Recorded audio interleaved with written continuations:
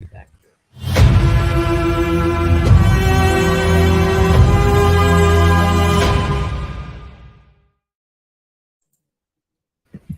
Hello, everyone. Happy Labor Day, and welcome to the Canon podcast, your home on the Star Wars Underworld network for in-depth discussion on lore, the High Republic, and the whole canon of the galaxy far, far away. My name is Jill Davis, and coming to you from not the sunny Underworld of Orange County, but the northern, colder part of Canada. My friend and yours, Matthew. Matthew, how you doing? We're actually in the warmest part of Canada here in Toronto, in Underworld North Studios here in Toronto. I'm doing all right. I'm a bit under the weather. Pretty sure I got a case of Concrad from Fan Expo, and so just getting over that. So if I'm hawking up, coughing up, whatever, I'll be sure to mute myself. But we should be fine. Awesome. And we have a special guest who I think is going to give us another surprise introduction. Your friend and mine, Mr. Doc Holocron. Let's see if he's ready. Doc, are you there? Can you hear me? Do you have a surprise for us? Or did you just set your face?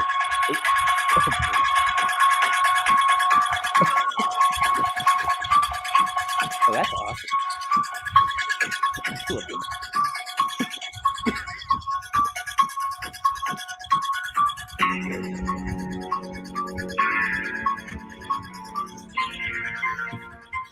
Hello. Happy early Halloween.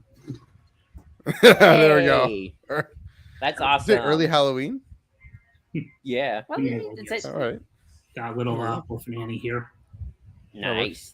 That's an awesome looking action figure. That's awesome. How you doing? Speaking, I'm doing good. How you doing, Doc? Welcome back to the show. That's awesome. Speaking of Anakin Skywalker, he's clad in black. His saber is red. The comic panels need white to provide contrast. Our favorite Sith Lord joins the ranks of Marvel's edgy and probing anthology series with a limited run of his own, and talk about all about it. We're talking about, of course, Darth Vader, black, white, and red. Yes, we are extending the tractor beam. Speaking of which, plugs. Plug. So I'll start with you, Matthew. Do you want to plug something? Here's my plug right here. There's his plug. There we go. Well, first off, you can follow us on Twitter and Instagram and Threads at IonCanonPod, EYEONCANONPOD. Joel, you just mentioned the Tractor Beam. Tractor Beam Comics reviews every Thursdays, 12:15 Eastern Time, 9:15 a.m. Pacific. Because with my buddy Chris Abbott, who's also here in the Eastern Time Zone, and so we, comics come out Wednesday. We chat about them Thursday. Good old lunchtime chats. We had our first run on this time slot last week, and so we're continuing on with the Star Wars Ongoing number 38, and I forget what else is coming out. Something else is coming out this week. It's the flagship Dark Droids number 2.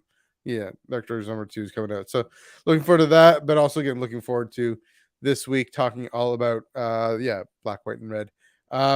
Also here on the Star Wars Underworld YouTube channel, you have super chats and memberships. Definitely get your comments in, get your messages in, and let us know what you think about all that stuff. So that's all the plugs I've got for now. Excellent. Doc, do you have anything to plug for us? Anything on your channel or what you've been up to?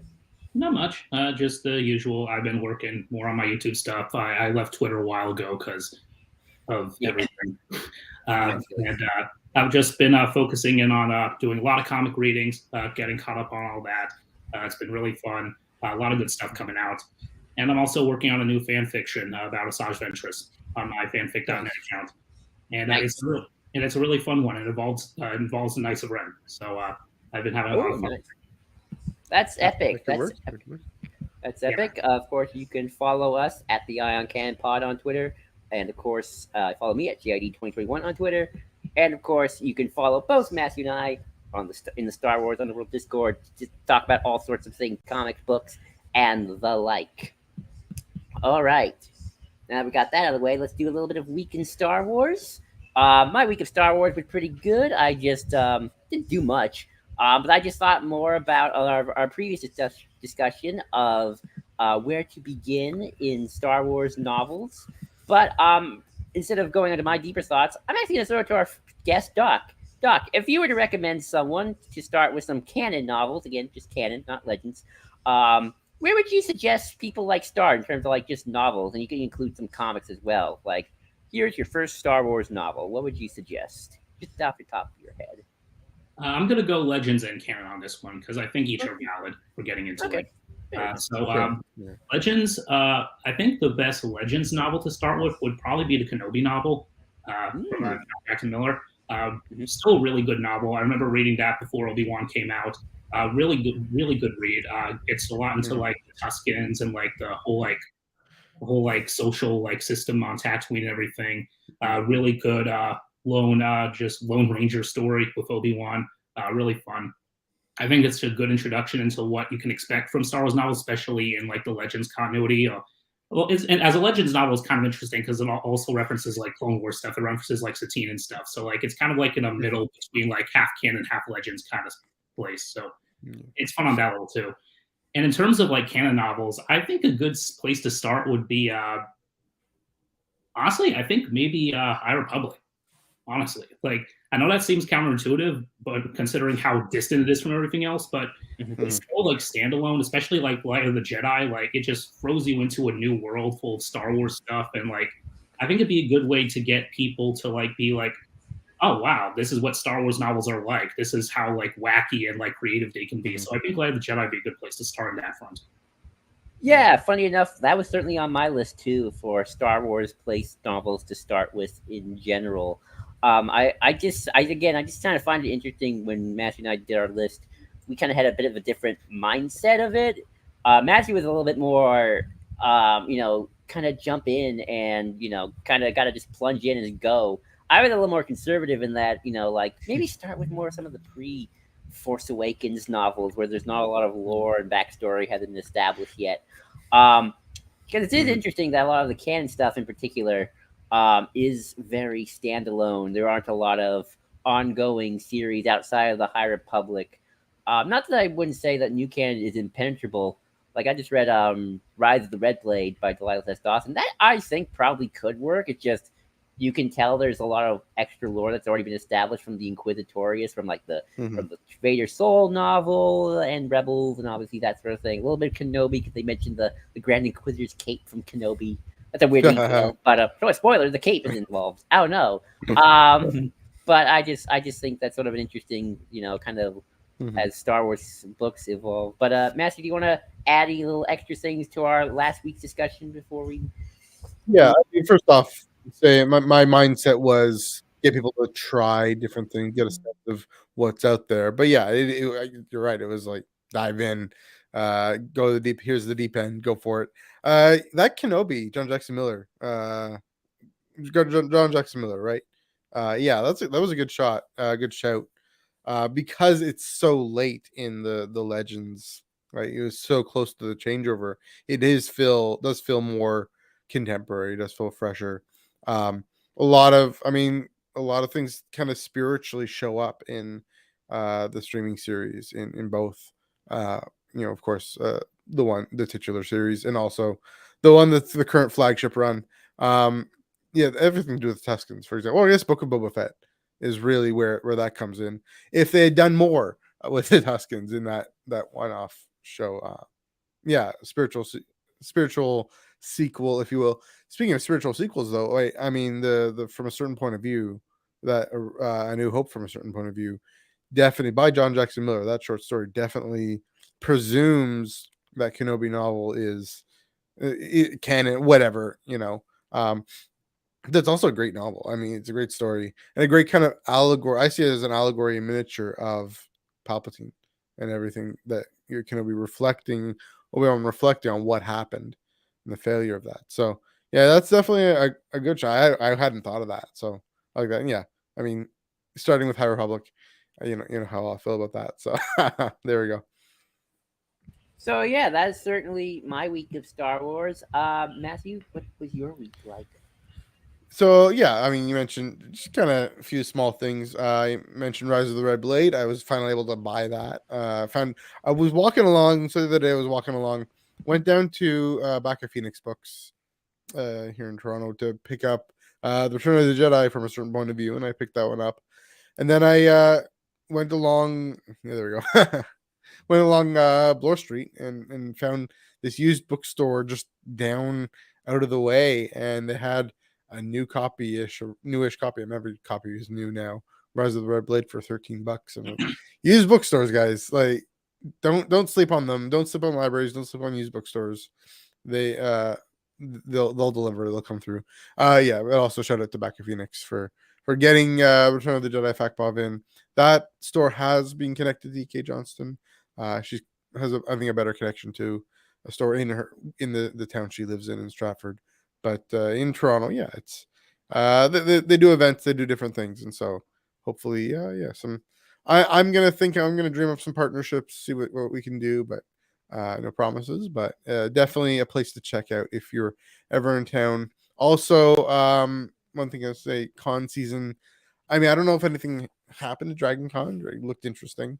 Again, I'm curious to see how actors there navigated the strike. Definitely, I mean, Dragon Con's a place where Paper Canon gets its due, and so and I saw E.K. Johnston was at Dragon Con, so why can't she be at Fan Expo Canada? I mean, it's not her fault. Why can't she get invited? Why? I mean, it's because the fan run con, and so maybe that's a clue to why. I was so happy, but also, sorry, I was so happy when Joel showed me that picture of someone cosplaying as a comic Ochi at Star Wars Celebration that one year. Yeah. Apparently, at the Dragon Con, there was like a Taylor Swift Mandalorian, and I was so excited. It was in the Discord. Someone posted in the Discord about that, so that was fun. Also, New York Comic Con is coming up in just over a month. Yeah, just over a month. I will be there. I'm on my way. I'm excited. Yeah, and my Tractor Beam partner in crime, Chris Abbott, he was talking about just Comics Alley and all the comic artists are there because Marvel is in New York, and where Penguin House, Random House Worlds is in New York, and so it's a lot easier for all of them to just go to the Javits Center and show up and whatnot. It's easier for them to cross a border, I guess. But yeah, looking forward to meeting, interviewing, seeing what we can do, commenting on this con that gives Paper Canon its due for sure because of the proximity. Yeah, and just the tradition that gets developed. Both Dragon Con and New York Comic Con seems to be these traditions get developed. This is what these expectations. This is what this is. Thinking about Fan Expo, it's a corporate brand and it's a chain now. It's kind of McDonald's, which I mean, not to knock Fan Expo Canada. I will always go and always love it and be proud. It's my hometown con. Is the third biggest in North America, but yeah, can they mix it up a little bit? Can they change it up a little bit? So that'll be, and get some new traditions, inject some new fan focused traditions for Fan Expo, being inspired by those others. So yeah, that's just thinking about con season and yeah, everything here we could do here on the Iron Canon podcast. I really want to go to a con one day. Once I have like a decent income, I want to be able to just go and just like have fun. There are a lot of characters I'd like to go as. Ochi is like number one high priority on my list, of course. Maybe some of the other comic characters, who's that? Valance would be complicated. I'd have to get like cap my face like a robot, but like. Oh, just do Valance before the injury. Maybe that'd be easy enough. And I just came out as gender fluid, so I was maybe going as Kofan Ferris, maybe. I'd have to paint myself all white, but it'd be fun. That would be fun. That would be fun. Doc, have you done any week of Star Wars things, book-wise, comic-wise? Not much other than what I mentioned, just comics, writing stuff, and just kind of hanging out and just like seeing where Dark Droids goes, because it's already really interesting. I'm excited to see what kind of ramifications this has on the comics going forward. Yeah, I'm excited too for Dark Droid. That's been certainly a good book, and talked a little about it here on the Ion Canon. So, yeah, I'm excited to see where this all goes. But yeah, I think that is it for our week in Star Wars. I know the notes Labor Day. There is no strike updates. Sadly, just keep on pushing, keep on trucking. But to comics. and of course the big guy himself, Darth Vader. So I'm going to hand over the talking stick to Matthew to lead this discussion for Darth Vader. Black We White. should have a talkie stick. It's called a light. I have my Vader lightsaber down there. I should grab it. Anyway, yeah. So Vader, black, white, and red. We're doing something we haven't done in a while. I'd like to do more of this. Actual story recaps, book recaps, reviews, comic book reviews. Of course, Chris Abbott and I do this going to do this every Thursday, including everything Dark Droids. But yeah, we're extending the tractor beam into the main show. Talk about black, white, and red. And I'll do sort of how it's going to go. Sort of how tractor beam goes a little bit. Instead of the publisher summary, I'll do the crawl, and then talk about the overall. We'll talk about the overall, and then I'll talk about how we're going to do the story by story. But first off, yeah. So here's the crawl, just to set you guys up. This is what it is, and kind of we're white and blue, and I'm wearing white and blue, but it's really black, white, red. When Anakin Skywalker. Sorry, good. We're talking about the main crawl in the first issue, right? Yeah, so this is the crawl here. When Anakin Skywalker turned to the dark side, he became Darth Vader, one of the most powerful Sith of all time. In his service to the evil Galactic Empire, he has left a trail of destruction and terror, striking fear into the hearts of millions across the galaxy. ... And yeah, so just want to dive into that. That just sets you up for what this is about. Dive into a few things here. The overall concept, paring down the color palette, of course, is part of Marvel's Black, White, and Blood, Black, White, and Red, Black, White, and Redder line. Includes Wolverine, Carnage, Moon Knight, Elektra, Deadpool. Marvel Zombies is coming this Halloween. This is the most kind of rambunctious and kind of brutal characters, or have the potential to have the most brutality. From Marvel.com, the way they describe, and this is from the announcement for Marvel Zombies. Marvel's hit Black, White, and Blood series delivers the most violent and savage adventures of pop culture's deadliest icons. And of course, Darth Vader sure fits into that. And it's interesting they changed the title here to Black, White, Red, not Blood. Maybe because blood coagulates on a lightsaber, so it's not splattering all over the place, but the lightsaber's there. Also, I was also going to say maybe because Vader has so many cybernetics, like you don't really see him bleed that much. Yeah, that's a good point. There's a lot of, and cybernetics comes up a lot in this. Dr. Thillis, what did you think of the overall concept? To include Vader in the Black, White, Red, Black, White, Blood series line, etc. Yeah, a really cool concept. Yeah, I wasn't aware of the whole Black, White, and Red comics they did with like the Marvel characters and stuff. But it's a cool idea, and yeah, Vader I think is the perfect character to do that with. He's such a iconic, like scary, like villain in pop culture, and yeah, I think taking this approach with his character, I think starting with him, I think is fitting. In terms of like other characters we could see this with, kind of looking to the future here for a second. I could see maybe like Kylo Ren being another candidate. Maul, I think, would be a very likely candidate because he literally, Maul's the obvious one. Like his skin color is all. He literally is black, white, and red. So yeah. Palpatine, of course. I think getting some more stories of Palpatine, like of course, who doesn't want to see that? And maybe even going more obscure, maybe like Reva, I think that'd be interesting. See like some of the stuff she did like outside of Kenobi, because she says like you have no idea what I've done alone. So like I don't want to see that. I want to see black, white, and purple. Mace Windu. It's just him falling out the window. and the mother. Anyway, sorry. Go ahead. Or maybe like Black, White, Mace Windu, by the way. Maybe like Black, White, and Orange, and it's just 5 stories of Ochi getting beaten up by different people. There we go. Yes. Yeah. Joel, what do you think of the whole concept? Yeah, it was certainly interesting. At first, because kind of on instant reaction, I'm like, oh, another Vader comic. Like, I mean, I know they're always going to squeeze Vader. They're going to always find ways to get Vader into these things because Vader, you make it the money. But this is sort of in a weird way, kind of the next only thing to do with Vader is when you kind of run the circles of constantly telling the whole Anakin Vader divide story, where it all begins and ends, sort of thing. That kind of runs its course. The next thing to kind of do is just, you know what? Okay, we got to focus less on Vader the man. Let's focus on Vader the monster. And he is kind of Vader. Can be a slasher villain. He can be Frankenstein. Count Dooku's Dracula. But yeah, exactly.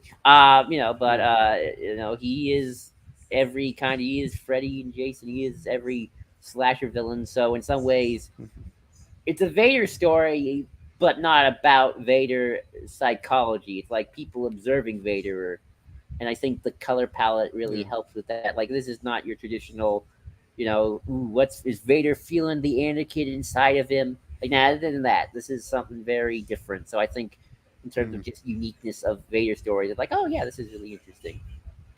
Yeah, I mean, your comment speaks to first of all, the range of styles and different kinds of stories. I mean, you got Pete Ramoko's just nightmarish eyeball TIE fighter in Inescapable.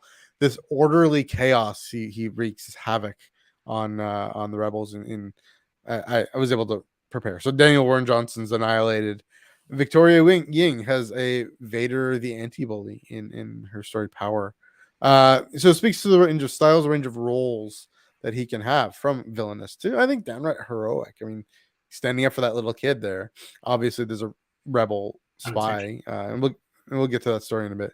But the opportunity to show a range of circumstances, Vader potentially in trouble, struggling to survive, which we don't see often. It's good that we don't see it often, but we don't see it very often, and it's pretty rare. And the kinds of things, it's usually not humans who can get him in trouble. So that's the thing. My last comment about all this is, Dark Visions this is what this could have been. So Dark Visions really, like Joel, I think you mentioned, different, looking at Vader from different angles, or maybe Doc, you mentioned this, from different angles, different visions of what Vader is. That was this attempt, and it was fun. It was interesting. I mean, you got the heroic saving the kid on the horseback. You got the problematic with the woman who's infatuated with him, and that should have been the opposite. But this really dove into all these different angles and colors of Vader, even though it's only 3 colors, or one color really. Doc, I'll throw this again to you. What do you think of the range of styles and stories and roles in this comic run? I just think this is like Joel said, the next step. Like Vader has to be one of the most analyzed characters in all of Star Wars. Through the movies and through Clone Wars and through the comics and through video games and everything. There's nothing about Anakin we don't know yet. It's he's been so thoroughly dissected and so thoroughly just picked apart, and every single part of his psyche has been psychoanalyzed under a dozen microscopes. So it's how's the rest of the galaxy feel about this guy? How's the rest of the galaxy feel about this dude in black armor coming around wrecking their shit for no reason? I think that's a really good angle to take, and it's just I don't know if you guys have seen that movie Batman Gotham Knight. It was I've heard of it. It's like an anthology of anime inspired Batman stories. And one of those is about a bunch of different kids all describing Batman as different kind of heroes. Some see him as a demon, some seeing it more as the Adam West campy version, some see him as a robot. They all see him as different kinds of superheroes, and it kind of reminded me of that in that way. Different people perceive Vader. Where's my campy Darth Vader with Vader and Ochi doing Batman and Robin style and period? Golly gosh, Darth Vader. Now it's called Deadpool Black, White, and Blood. Is what that's called. But yeah, Doc's right. We even talked about a little bit of Greg Pak's Vader runs. We were kind of predicting the future of what that's going to be. It's we don't know what's going to happen. It's I was kind of worried / intrigued of is Vader going to try and overthrow the Emperor again for the 3rd time? How many times are they going to do this, Darth? I mean, I know Sith aren't supposed to learn their lessons, but it's although I had this whole thing of if maybe he's going to try and attack Exegol, and that actually I think would be kind of cool. Try to get Palpatine at his most epic sissy power place. But I'd love to see a battle of Exegol, because that'd be cool. on in comics. But yeah, it is right. Sort of like Vader's kind of we've done every angle. Vader's Yeah. dead wife's best friend at this point has come in. So at this point you Yeah, kind of that's true. have to. You almost at this point, I think Vader can work maybe now at his best when he's less the man and more the mystical figure, kind of what Mhm. even in more canonical books. I think that's always sort of an interesting place now, especially like in post Return of the Jedi stories of like, what do people see Vader as, or even like, what do people see Anakin Skywalker? Are there people alive who know about Anakin Skywalker? What is Anakin Yeah. Skywalker to other people? Is he I mean, just? we knew Christopher Lloyd knew about him because he was about to mention him when Bo-Katan zapped him. Oh yeah, it's like what's Christopher Lloyd? Right. Anakin Skywalker killed a visionary leader I within mean, Count Dooku was a visionary. So, exactly. Yeah. There's always kind of the Revenge of the Sith idea of Anakin was kind of hyped up in the press as like he's the star Jedi, it's like he's the rock star who's kicking General Grievous's butt. So I mean, I don't know how much of that gets wiped away when the Empire shows up, along with the rest of the Jedi Order. But it sort of is that kind of curiosity. Is like, are there people who still remember Anakin as like the good person, and then obviously the people who hate Vader, Luke and Leia got to deal with that probably the rest of their lives. So I think that is the way to go with Vader now. Like less the traditional, Charles Soule, Greg Pak, and Kieran Gillen. Gillen kind of look, and more here's the mystical creature almost. I mean, it's an interesting question. Interesting that this run came out when it did, and not maybe next year. Because like saying, it's after the Greg Pak run. I mean, it's run its course. He dies in Return of the Jedi. I don't know, the main character of what I would say the main character of both trilogies combined. The first, the prequels and the chosen one. That's where I'm still hanging my hat. I know it's complicated, more complicated than that, but yeah, I mean we've delved in. I'd wonder almost be okay if we took a break. I mean, there's never not been since 2015. There's never not been a Darth Vader comic, but unless they just continue with Black, White, and Red and just to get more artists and more writers to just do. Sure, but I'm talking about like for like for Vader, even Black, White, Red. Yeah, it'd be interesting. Just do have another run of it. Because like how after everything that Greg Pak's done so far, like, and we still got some comics to go. Like, what else can you really say about Vader as a character at this point that hasn't already been said? Exactly. So, I mean, I guess the one. Well, here's the thought: is the one area, the one spot in the timeline that hasn't really been explored much is, I mean, the Charles Soule run that does jump ahead quite a bit, but there's not much from say the halfway point, right, where Solo and the streaming series are set to A New Hope, right, in that 10-year gap, where I guess, I mean, so you have Paulus Kemp's Lords of the Sith, you have the Soul run. Yeah, I mean, this is this 10-year time period where just before he's kicking butt and taking names. I guess you can fill that out a little bit. I mean, also there's only a little bit in the one Charles Soule run, Obi-Wan Anakin in his training. That might be something, I don't know, but again, I'd be okay with a bit of a break from my favorite character in all of fiction. Take a break from comics, it's fine. Okay, let's dive into the stories themselves. I'm gonna bring that up. Then here's how this is gonna work. This is how I think we should do this. Is just for the sake of time for organization. So we'll talk about Hard Shutdown first because it's the one story that crosses over all 4 issues. We'll talk about that. Then we'll go issue by issue for the other 2 stories. So to give you an example here, so Hard Shutdown, and then for issue number 1, we'll talk about Inescapable and Disillusion of Hope. And kind of, just in the way I do Tractor Beam, for example, is just the 1 or 2 things that stand out, that stick out, and then we can have the conversation flow from there. So maybe say, for issue number 1, I'll throw it to you, Doc, and issue number 2, I'll throw it to you, Joel, etc., etc. We'll figure it out. You guys I can start with hardcover with Hard Shutdown. Okay. All right. So first off, then let's dive into talk about Hard Shutdown again. This is the one that crosses over all four, or continues, I should say, from issues 1 to 4. It was written by Jason Aaron with art by Leonard Kirk, Mark Morales, and Romulo Fajardo Jr. Yeah. So Joel, what are your thoughts on Hard Shutdown? Yeah, this was interesting. I found it really interesting of them going into Vader's suit, which I think is ultimately kind of the thing to talk about because Darth Vader is probably the most iconic villain in all of Star Wars, or just not all Star. Yes, all Star Wars, but the most iconic villain in like almost all of fiction, up there with like the Joker in terms of like pop culture phenomena. Like you just see him, and like I don't even think you have to be like a deep Star Wars fan to know. Oh, that's Darth Vader. I know who that is. And it's interesting to see like the lore behind who made the suit. And kind of again, it's like very Frankenstein. Like the guy, his dad built this perfect, precise suit to the letter. It's like it was almost completely flawless. And like, yeah, you're right. This is flawless for the ultimate weapon. And Vader is the ultimate weapon of the Empire. Death Star. I mean, that's great and all. And it's like, yeah, this is Vader was the Emperor's first ultimate weapon of terror.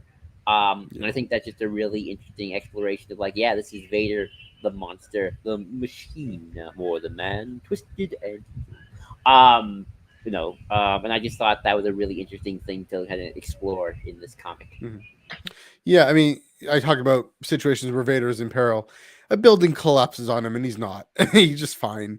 I mean, that's a kind of a throwback to Jason Aaron's 2015 comic, where a building or a AT-AT falls on him, and he's fine. It's first of all, it's nice to see Jason Aaron back in Star Wars comics. He's since the first time. So again, he wrote the first the 2015 ongoing run.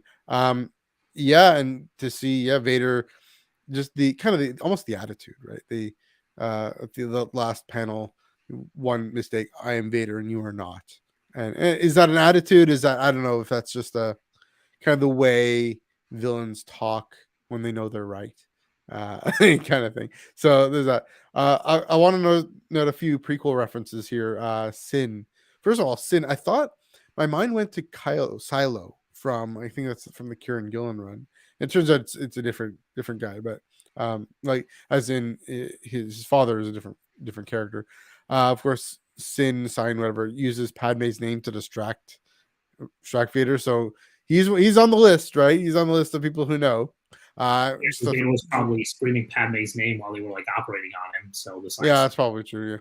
Yeah. Like kind of when you transfer, what's it called, transference to your mother, not Shmi, but Padme. That's a little problematic. But also, Padme's name. So on the list, I will say the number of people who know that Vader is Anakin is about the number of Jedi who survived Order 66. About the same number. It's the same kind of list, same kind of thing.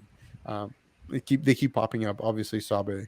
Obviously, there's in the Kieran Gillen run. There was that general who worked with him. It's a pleasure to work with you, Anakin. And then also, of course, this is a great timeline thing. Sin's father, like Joel, as you mentioned, developed the cyborg technology that would be used to revive a barbecued Anakin Mustafar. It must have happened during the Clone Wars or before. So to remember, this iconic thing, I don't know how well you can see it, that comes from that time.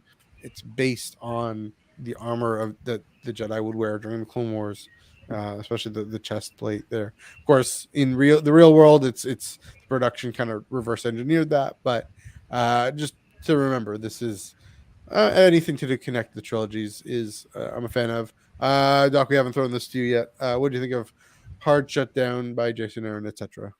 Really solid, really good story.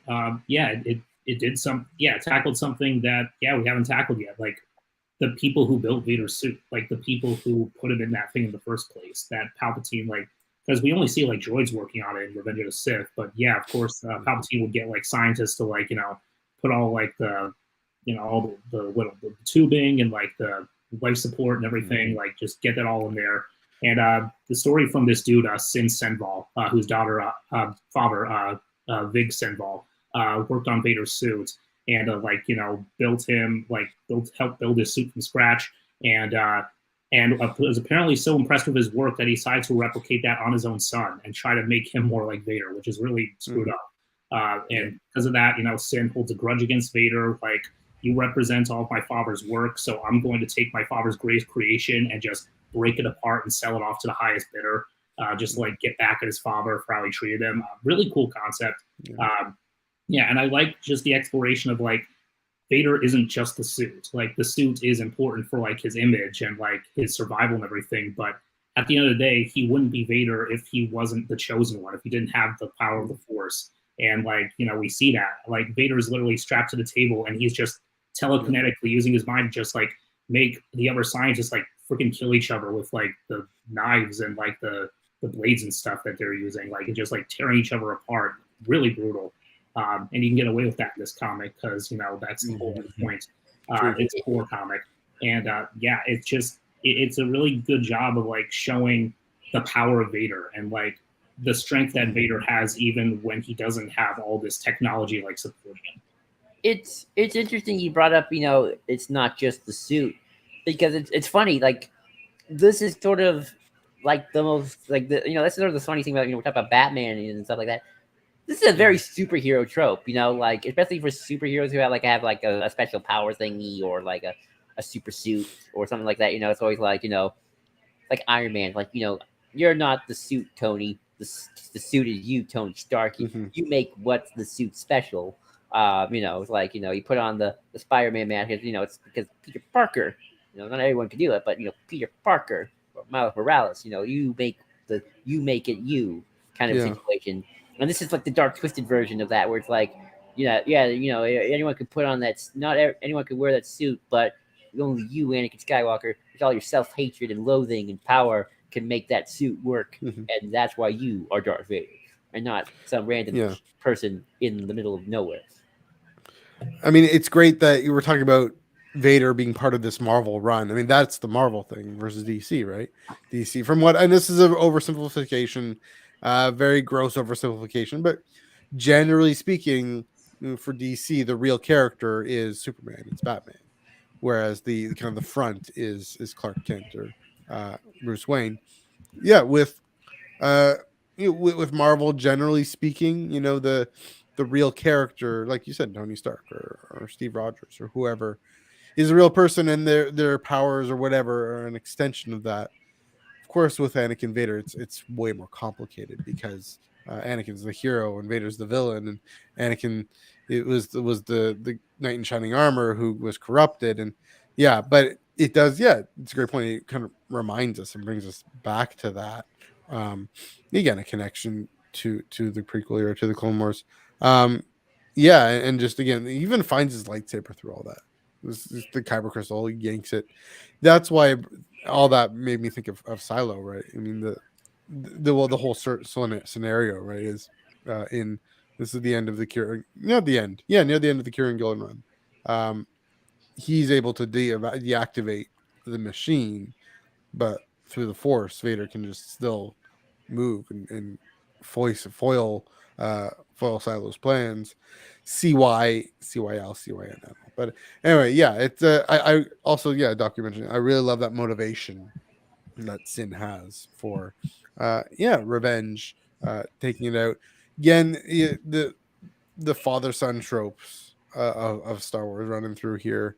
Of course, Luke and Leia could have had a reason to take revenge on Vader for being because of the father son trope and everything to do with Padme. But that kind of comes in.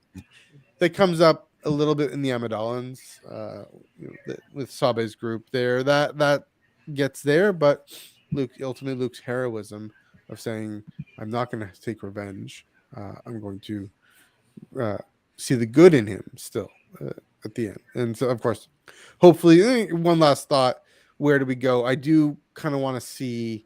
I mean, again, I haven't read the Anakin in the Return of the Jedi Factbob yet, but what the comic might do with those moments. But anyway, Doc, do you have any more thoughts on Hard Shutdown? Again, Vader just reiterating to this guy, like, you may have built me, but I am what makes me me. Like, like your father, like he gave me these like, you know, cool like cybernetics and stuff, but ultimately like I'm still more powerful than you, and I can still do things that you can't even comprehend. And like, you know, and like favorite moment from the story when he says like, you failed because in the end you're nothing more than your father's son and a few spare parts, and me, like I'm no man's son. Like, you know, just that line, you know, like just like, yeah, Vader isn't part of any, like he was literally born of the Force. So like, yeah, he's not bound by any like worldly limitations of those who came before him, because he was created to be the chosen one. So he's got nothing back in that way. It's a good thing there was a mother-son relationship. Then Vader's line wouldn't make any sense. Yeah. But yeah, that's true. I mean, well, that's sort of Aowen in Return of the King, right? A little bit of that. A little bit going there. Joel, here's kind of a philosophical, almost theological question for you. Here we go. Sort of. So this kind of Nietzschean overman. This Doc, you can weigh in on this too. You know, in our culture, we valorize that. We lift it up. The thing, I'm the special one. Is that heroic or is it villainous? And I have my answer, but I mean, Joel, what do you think? Like, I mean, even in the way this story is told. I mean, I think in this case it's probably villainous because Vader is, you know, using its powers for evil, and he thinks he's special. So, like, here's a great example. It's where like everything kind of against the kind of the Nietzschean kind of way, but you know that is what Superman. That you know that's sort of what Superman was originally for. Superman, you know, he is Superman, strong, the perfect man. And he's beating up businessmen, helping the little guy, saving cats from the tree. And in the olden days, because people want to ignore this, he was like, "No, I'm a socialist. I'm supporting the unions, you know, against the big bosses and beating up union busters." So people are like, he's Superman, but you know, people who want a Superman don't want a Superman. And remember, Superman was written in the 30s and 40s by Jewish folks. I'm going to stop right there before we get demonetized, but you know what I'm talking about.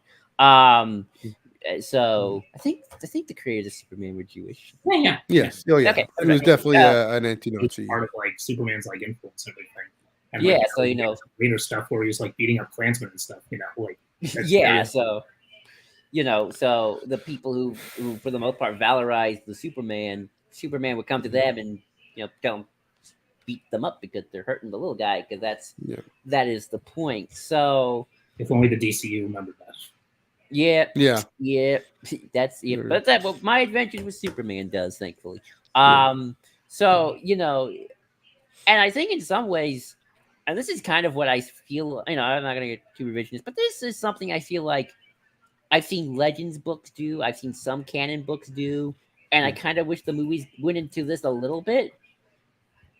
Anakin's fall to the dark side could have just been something of ego, where you're like, if you're called the chosen one by the Jedi all the time, and obviously if you don't have someone good enough to humble you, Anakin's probably going to start developing an ego. You know, that to me is the antithesis of the, what do you mean I can't be a master? It's not fair. I always took that as Anakin just got a little bit of an ego going for him, like, hey, I should be a master. A little bit of that. You know, so. And also his like, possessiveness of like Padme and like, you know, you're mine. Like, I'm not going to let anyone. Like he tells himself it's about keeping her from dying, but I think deep down it's about like, I want to keep you. You know? That too, very much so. So, I've always, I guess overall, I would say it's probably more villainous than most, because it's most of the time used by horrible people to kind of like create this idea of a Superman who's gonna dominate us all. And obviously kind of when you subvert that idea to, here's a Superman and who's like can lift the house, but he is like the sweetest, gentlest little fella ever, and a socially awkward nerd, and sometimes like Clark Kent. Then you know, well, Anakin is kind of whiny and self-entitled, and he just keeps that on as Vader, but now he got a suit and he looks scary. So that's interesting. I would say that's my philosophical I don't know if I answered your question or not. So yeah, you got it. I mean, I will say it is interesting to suspend my moral disbelief, and saying, "Oh, that's really cool." This line kind of it's like the "all I see is fear" and dead men line, right, from Vader down. Yeah, I mean, I wonder if that's also. Yeah, I guess it raises this question: how far are we willing to suspend our moral disbelief with these things? And that's, I think, what Black, White, Red, Black, White, Blood, kind of. But I haven't read the other ones, I'll admit. But the Wolverine and Deadpool ones. Although the Deadpool one probably sounds great. But yeah, I don't know, Doc. What do you think of that kind of cultural philosophical question? I think ultimately what makes the suit so important is the fact that is how Anakin uses it. Like he uses it to spread fear. He uses it to spread despair. He uses it to oppress people instead of lift them up. And I think, you look at you compare that with someone like Superman, of course, he is hope. He is the best that people can be. He is the best that anyone can strive to be, even if Kryptonian or otherwise. Superman, it isn't about how high he can jump. It is about how fast he can fly. It isn't about if he can shoot rainbows from his fingertips like the old comics. It's about the idea. It's about the perseverance. It's about, being the ideal that people strive to be. It's about doing what Superman can do, even if you're not a Superman. You can still be super. Right. Which I mean, Vader uses his iconic, look to be like, you will never be as powerful as me. I am the one who rules over you, and you can't stop me, and I will always be there, just over you. And he is the shadow. He is the one who puts people down to lift himself up, and that's I think the economy. I have one more thing to say about the story, but I remember a line from. I wish is it here. Is it here? I don't think so. I was gonna look for my Dark Empire. I think it's in my other room. Dang it. Oh well. So there is a great line from Dark Empire, which, funny enough, goes into the whole suit thing. If I can find it later, I'll definitely read it a little bit. Actually, I think I found it. There we go. So Palpatine's talking about Vader to Luke, because he says, the great Darth Vader was a sick man in an iron mask. Yes, the mask inspired terror throughout the galaxy, but the feeble heart within was forever possessed by the impotent side of the Force. And I do think there's a little bit of truth to that. Anakin was kind of inside the suit, kind of internally weak and sickly, because he needed that. He got melted. So this is before the prequels, obviously. But I do think that's kind of interesting. Kind of thinking of that line as well, because Vader is showing off all this power and stuff. But that's because I think, it's the fear and the sickliness, and kind of deep down, he's very vulnerable and insecure. So while, he's not really a Superman. He's not even a man. He is a machine. And so that's just my final thoughts on that question. Yeah, it's a great point. Compensating, masking, literally masking. There you go. All right, let's move on. So issue number 1. This is the cover by Alex Maleev. So get that up for a bit. That includes Inescapable by story and art by Peach Momoko, who is getting her own one shot coming up soon, and Disillusion of Hope, written by Torun Grünbeck, art by Klaus Janssen. Of course, the Davgar Lian story. Doc, I'll throw this to you. What did you think of Inescapable and Disillusion of Hope? What are the things that stood out to you there? One of the greatest Star Wars things I've ever read. Which one? I know it's a big statement, but this whole it's a short story. It's 5-6 pages at most, but it gets across so much. It's so well drawn. Just the fear, the emotion. It's inescapable, or it's inescapable. Just the pure visual terror throughout this whole thing. The representation of Vader as this demonic force that's you can't get away from.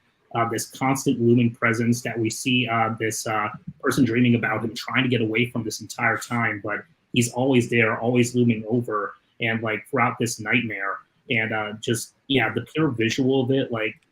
I didn't think you could make Vader look scarier than he already is, but they pulled it off. It's just incredible, and Pete Momoko did such a good job on this. It's just the pure visual nightmare of Vader in this, and like just the fear that's represented, and even in the final pages where you see him wake up and look out at the sky, and like you said, this big freaking eyeball TIE fighter, like incredible visual, but also just like perfectly symbolic of like the Empire's always watching. It's always there. It's always keeping tabs on everyone. It's like inescapable. Like I just think from a visual standpoint, this was such an excellent just like the fear of Vader and the fear and the hold that he has on everyone. Just such a good visual representation of that. It's definitely a shock and a surprise, like shock to our systems to see something, because we hadn't seen anything like that in Star Wars before.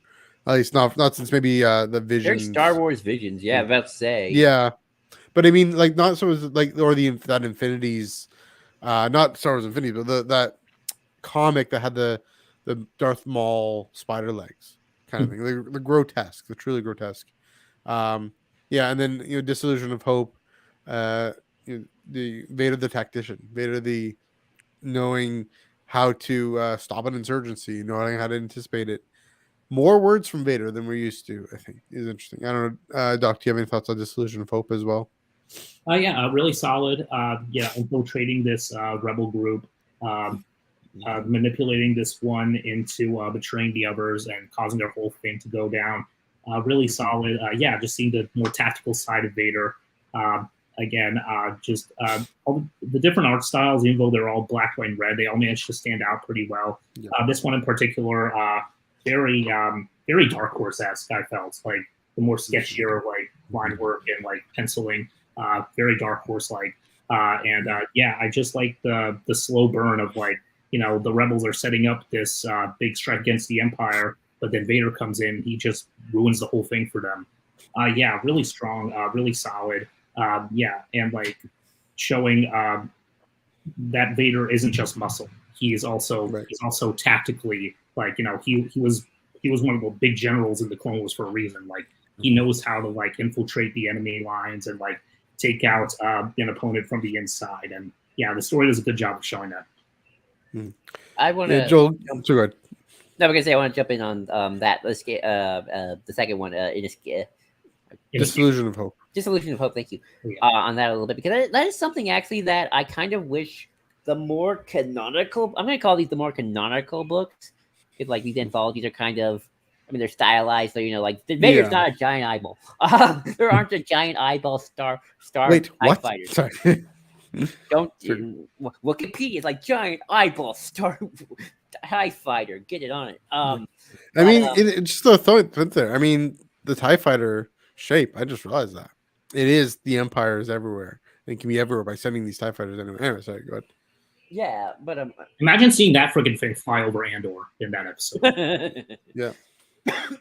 Yeah. What was I saying? Oh yeah. So the thing about seeing Vader the tactician, it's actually something I wish we see a little bit more of in general, because I feel like I feel like there's this, maybe there should be this thing of like Vader's like, he inspires terror, but I also feel like he should inspire like weird loyalty from his men, because I feel like Vader is sort of the guy, like, he's gonna get on in the field and just start chopping down the enemy, while the stuffy admirals are gonna just sit in their big old thrones and just or just command decks, like, let the grunts do it. Vader is Anakin at the end of the day, and Anakin was always on the front lines. He was in the trenches, kind of like he was the crazy general who was like, gotta push through the battle lines, and he'd get the job done. Obviously, probably Vader's not as kind to his men as, say, Anakin ever was to the clones. And he didn't tolerate failure and all that. But right. I actually find it interesting that thinking stuff like from Empire Strikes Back, even he does choke out, with the exception of Captain Neat is kind of the one that he probably shouldn't have choked out. But Admiral Ozzel, I have a feeling Ozzel was never the best admiral. He seems like careerist kind of guy. So I've always kind of found it interesting. We don't get a lot of the Vader as like a competent general, which he should be. Like, he should be able to command soldiers and kind of. And maybe in weird ways, like does inspire loyalty of like the grunts, because like the grunts are like, well, at least Darth Vader's with us on the in the trenches. Yeah, he's scary, he's gonna kill us if we screw up, but at least he's with us in the trenches. So it's both a positive and a negative. I feel like certain authors kind of make Vader like almost like too incompetent because of the. Obviously, Vader is very violent and doesn't care about his men. But I remember like some of old Tim Zahn's work of like, he's kind of like Vader's a little dummy, built too much of a dummy for, what I think Vader should be a smart tactician, because he is Anakin still at the end of the day, and Anakin was a smart tactician during the Clone Wars. So I don't know why that would go away anytime soon. I mean, his freaking Padawan came up with the Mark Sable. So. That's true, he did. So there's that. So that was kind of cool to see from this comic, and then like the other one, Disillusion of Hope. No, not Disillusion of Hope. I'm gonna get Inescapable. Like, yeah, that's just scary as heck, and like just seeing the poor Jedi character. I don't know, was it a Jedi? Was it just a person? Just a random person, just a civilian. Just a feeling like just get eviscerated by Vader's lightsaber, and just wake up like, oh gosh, like I wonder if like, because this also plays into something as well where it's like Vader is both known and unknown. In Legends they had Vader was an official of the Empire. There was an official position for them. Legends is kind of going with the idea of like, Vader is not the vice president of the Empire. Let's say that's not medium. He's kind of both myth and everyone, but the higher ups know about him. So it's like, there's like, is he real? Is he not? And then, and then like up the higher you go, it's like, oh yeah, he's real. Kind of like the Red Baron. I would say kind of like Luke Skywalker at the time of the sequel trilogy, right? In a way, right? Like this legend, these stories really happen in the opposite way, of course. But did Vader really do this brutal, terrible thing to this whole population? Did Luke really do this really brilliant, wonderful thing for this whole population? This legend that only is it only happens for real. The tree only falls in the forest when you're there to see it. Right. Kind of thing. I'm sure there's images of Vader on posters and stuff like that as well, but it's like in terms of like propaganda. Vader's not given the weekly budget reports to the Senate instead. I mean, I'm sure he could if he wanted to. It could, but I'm imagining Vader on like the Imperial morning announcements, like a few papers, like this is what's happening in the Empire today. Like, Vader doing interviews for Imperial News. Thank you, Janet, for. Nope, that would ruin the mystique. That's the. I know. Anyway. But I think it sort of plays well into what kind of Vader is for the Empire officially. Because even though yes, people know who Vader is. He interacts with the admirals and Tarkin, and it does public execution sometimes. But other times he's just spending time in Mustafar in his castle doing goodness knows what, and for that poor population. Both really good first two issues. Just first issues. Before we move on, Doc, do you have any last thoughts on issue number 1? Just a really solid start. Just like the diversity and like the art styles and the types of writing. Like again, like Inescapable has 0 dialogue. There isn't a single word of dialogue. It's all visuals, and it gets across so much just for its visuals. And the second, and the other one is very dialogue driven, very like Vader infiltrating this rebel unit and like taking them out from the inside.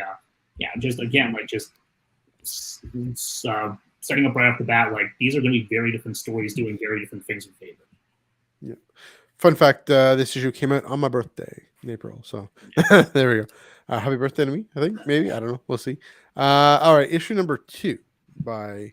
The cover here by Adam Kubert. I have a variant. Doc, you're holding it up as well. I'll let you. Oh, you got a variant. Who's which variant is that one? It might be in the inside cover. How can you see the signature? Could be. Salvi Salvador LaRocca. Anyways, here's the Adam Kubert cover. Really sweet there. I know all these. We kind of what is the word? Jab a little bit at Wikipedia. This is all from Wikipedia, the covers and everything, and just the notes and all the information. Thank you for helping me jog the old noggin. Right, there we go. All right, so that's the cover, along with, of course, what's it called? Heart Shutdown Parts 1 and 2, Part 2, which we already talked about. The Endless Mercy. The Endless Mercy, written by David Pepose and art by Alessandro Vitti.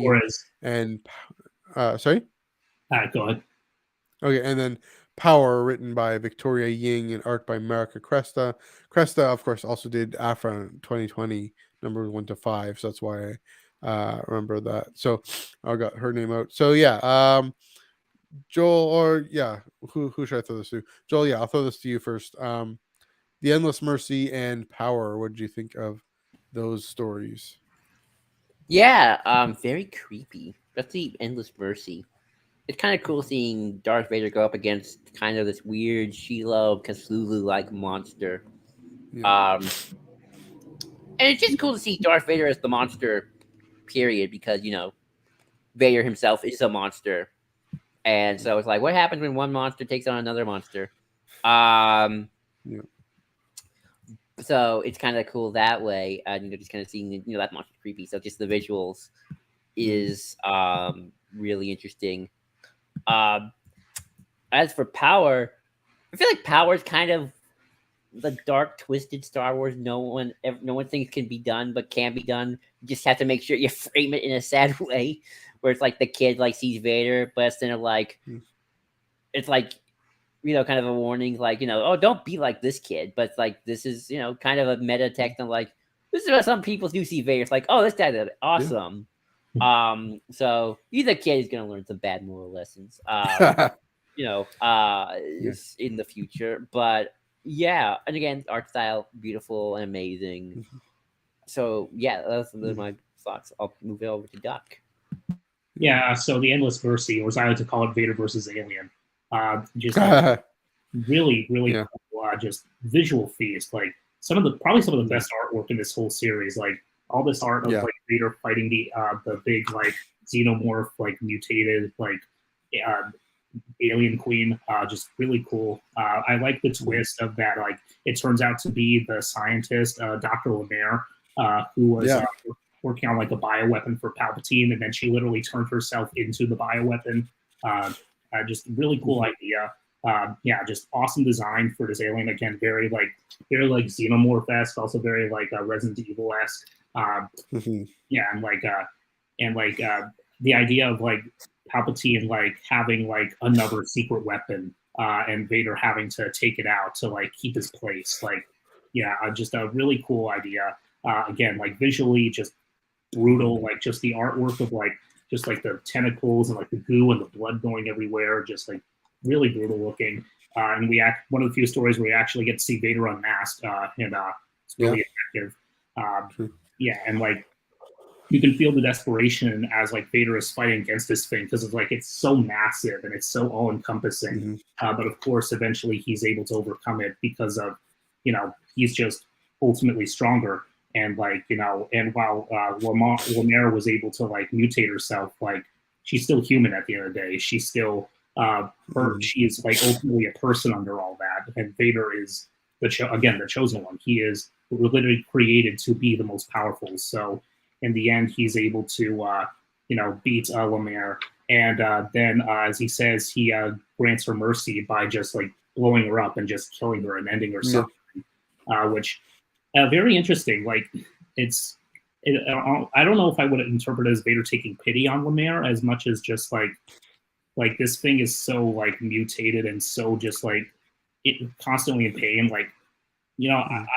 I don't know if empathy is the right word, but I think Vader maybe does see a little bit of himself in Lemaire, because she has transformed herself into this big monster for the sake of power, and is now constantly in pain, constantly hurting, kind of like Vader in that way. So maybe in a way, Vader does kind of feel some degree of kind of feel sorry for Lemaire, and so he ends up suffering like that.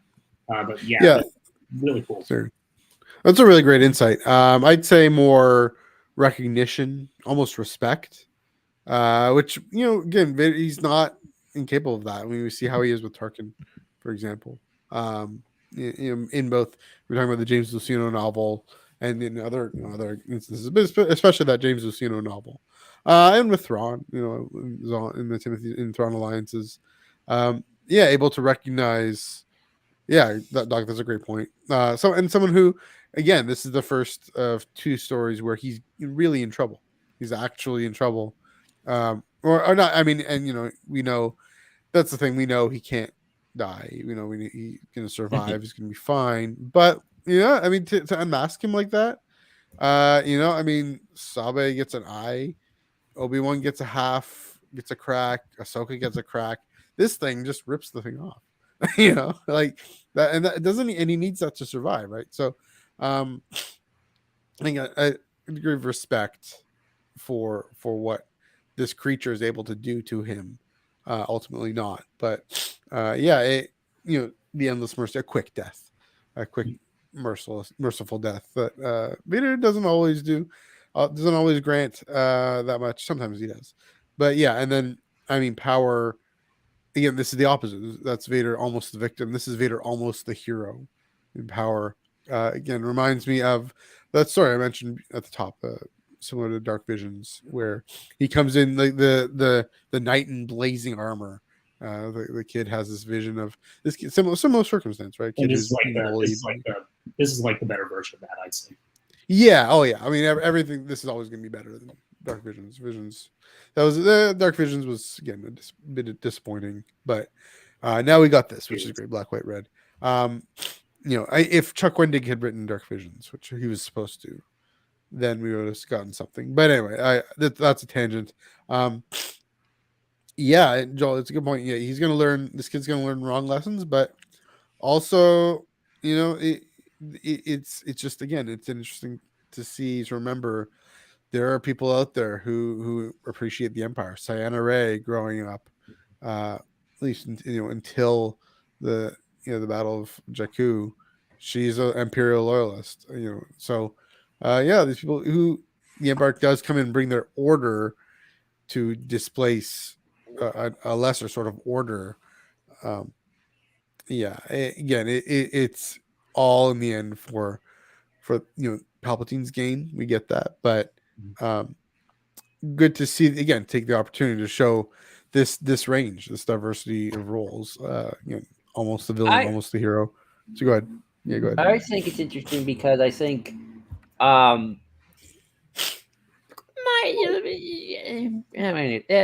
we have these dark side characters who sometimes die a dark sider, but there's always kind of that last minute of like regret. I don't know, it's not redemption because I don't consider it redemption. It's just like they die and they're like, what did I do with my life before they die?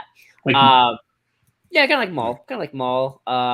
Something like that. I've never seen a story from like the villain perspective, like they die with no regrets. Like, I'm glad I was Imperial, and I think we can do that without glorifying the Empire, or even necessarily saying they're in the right.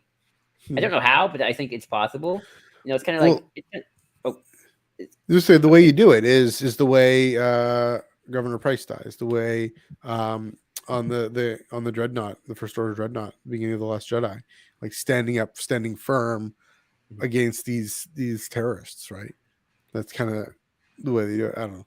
I wonder how you do that, like from their perspective, without that's kind of falling into like the Thrawn trap of like Thrawn never like those books kind of don't realize, Thrawn, you're kind of the villain. You're not really the hero here. Even if you think you are, you're not really. But I think I do like kind of seeing. It's kind of creepy, but in a cool way. Kind of seeing that kid kind of like, Darth Vader was epic. I think what makes this work is that the kid doesn't know anything. Like the kid has no idea that because they know the Empire's in charge, but they don't know like everything the Empire's done. This kid on Nico doesn't know like everything that Vader's done. All they know, like they were born on this Imperial controlled planet, and all they know is that the Empire's in charge. That's all they know at this point. And I'm sure like once they get older and they realize like, oh, the Empire's committed all these atrocities, then they'd be against the Empire Well, before learning about that, they're a kid growing up on an imperial world, so the Empire's rule is all they know. And so, yeah, when this bully, whose name is literally No Good, spelled differently, but it's pronounced No Good. Like this bully No Good comes up to Nico and starts like pushing him around and like spilling their water, kicking over their droid and stuff. And then later we find out that No Good's family was actually, ironically, part of the Rebel Alliance. So a bunch of stormtroopers come in, bust down, burn down their homestead, because that happens a lot in Star Wars. And then we see the kid being taken away by the Empire along with the family. And then Nico sees Vader come in, just like walking in, just power walking in, and takes the bully, takes away the bully and the whole family. And Nico again doesn't know any better, doesn't know about the rebels, doesn't know about the larger context of all this that's happening. And so Vader only sees this guy comes in and takes away the guy who was bullying me. And so they're like, oh, so Vader must be the good guy. And then they're just looks up at Vader as the final line of No Good was right. The only thing that matters is power. And again, I think that's Nico just being ignorant to the situation of not realizing this isn't just a guy coming in and taking away the bully. This is a guy coming in and taking in a rebel sympathizing family to probably execute them. So, I think. Joel, I want to jump in there. I mean, just to say, the problem though is just getting Nico learning the facts won't actually necessarily change anything. I mean, this is also how kids get radicalized and terrorist groups get radicalized into saying, "Hey, okay, well, I've been, as a kid and as a young person, being told that this is the good guy and these agents of chaos over there, they're the evil ones." So when the cognitive dissonance comes of, actually, the Imperials are the bad guys and are doing these atrocities, they must be right. They must be right to do those atrocities. It must be, the U.S. government must be right to deport these parents and stick these kids into concentration camps because they're from crossing the border in the south, right? Yeah, exactly. You must be right. And so exactly. So, trans folks can't possibly be, well, I don't know. What I want to say is that people. I'm trying to quote people who what they would think is, oh, they're just trying to hurt us and harm us and our sense of what is male and female, for example, right? It's the old line, the old dumb line of, sorry, that's harsh, but the old line of, oh, we can't let the gays get married because that'll ruin marriage. That kind of cognitive dissonance comes up, and the more trans inclusion becomes normalized in society, the more same-sex marriage is now legal in both our countries. The more marginalized and radicalized people might become, and that's the danger.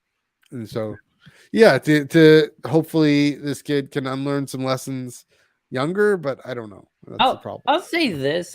This is actually why I can't wait. Hopefully they don't end up like a serial card. Yeah. I'll say this.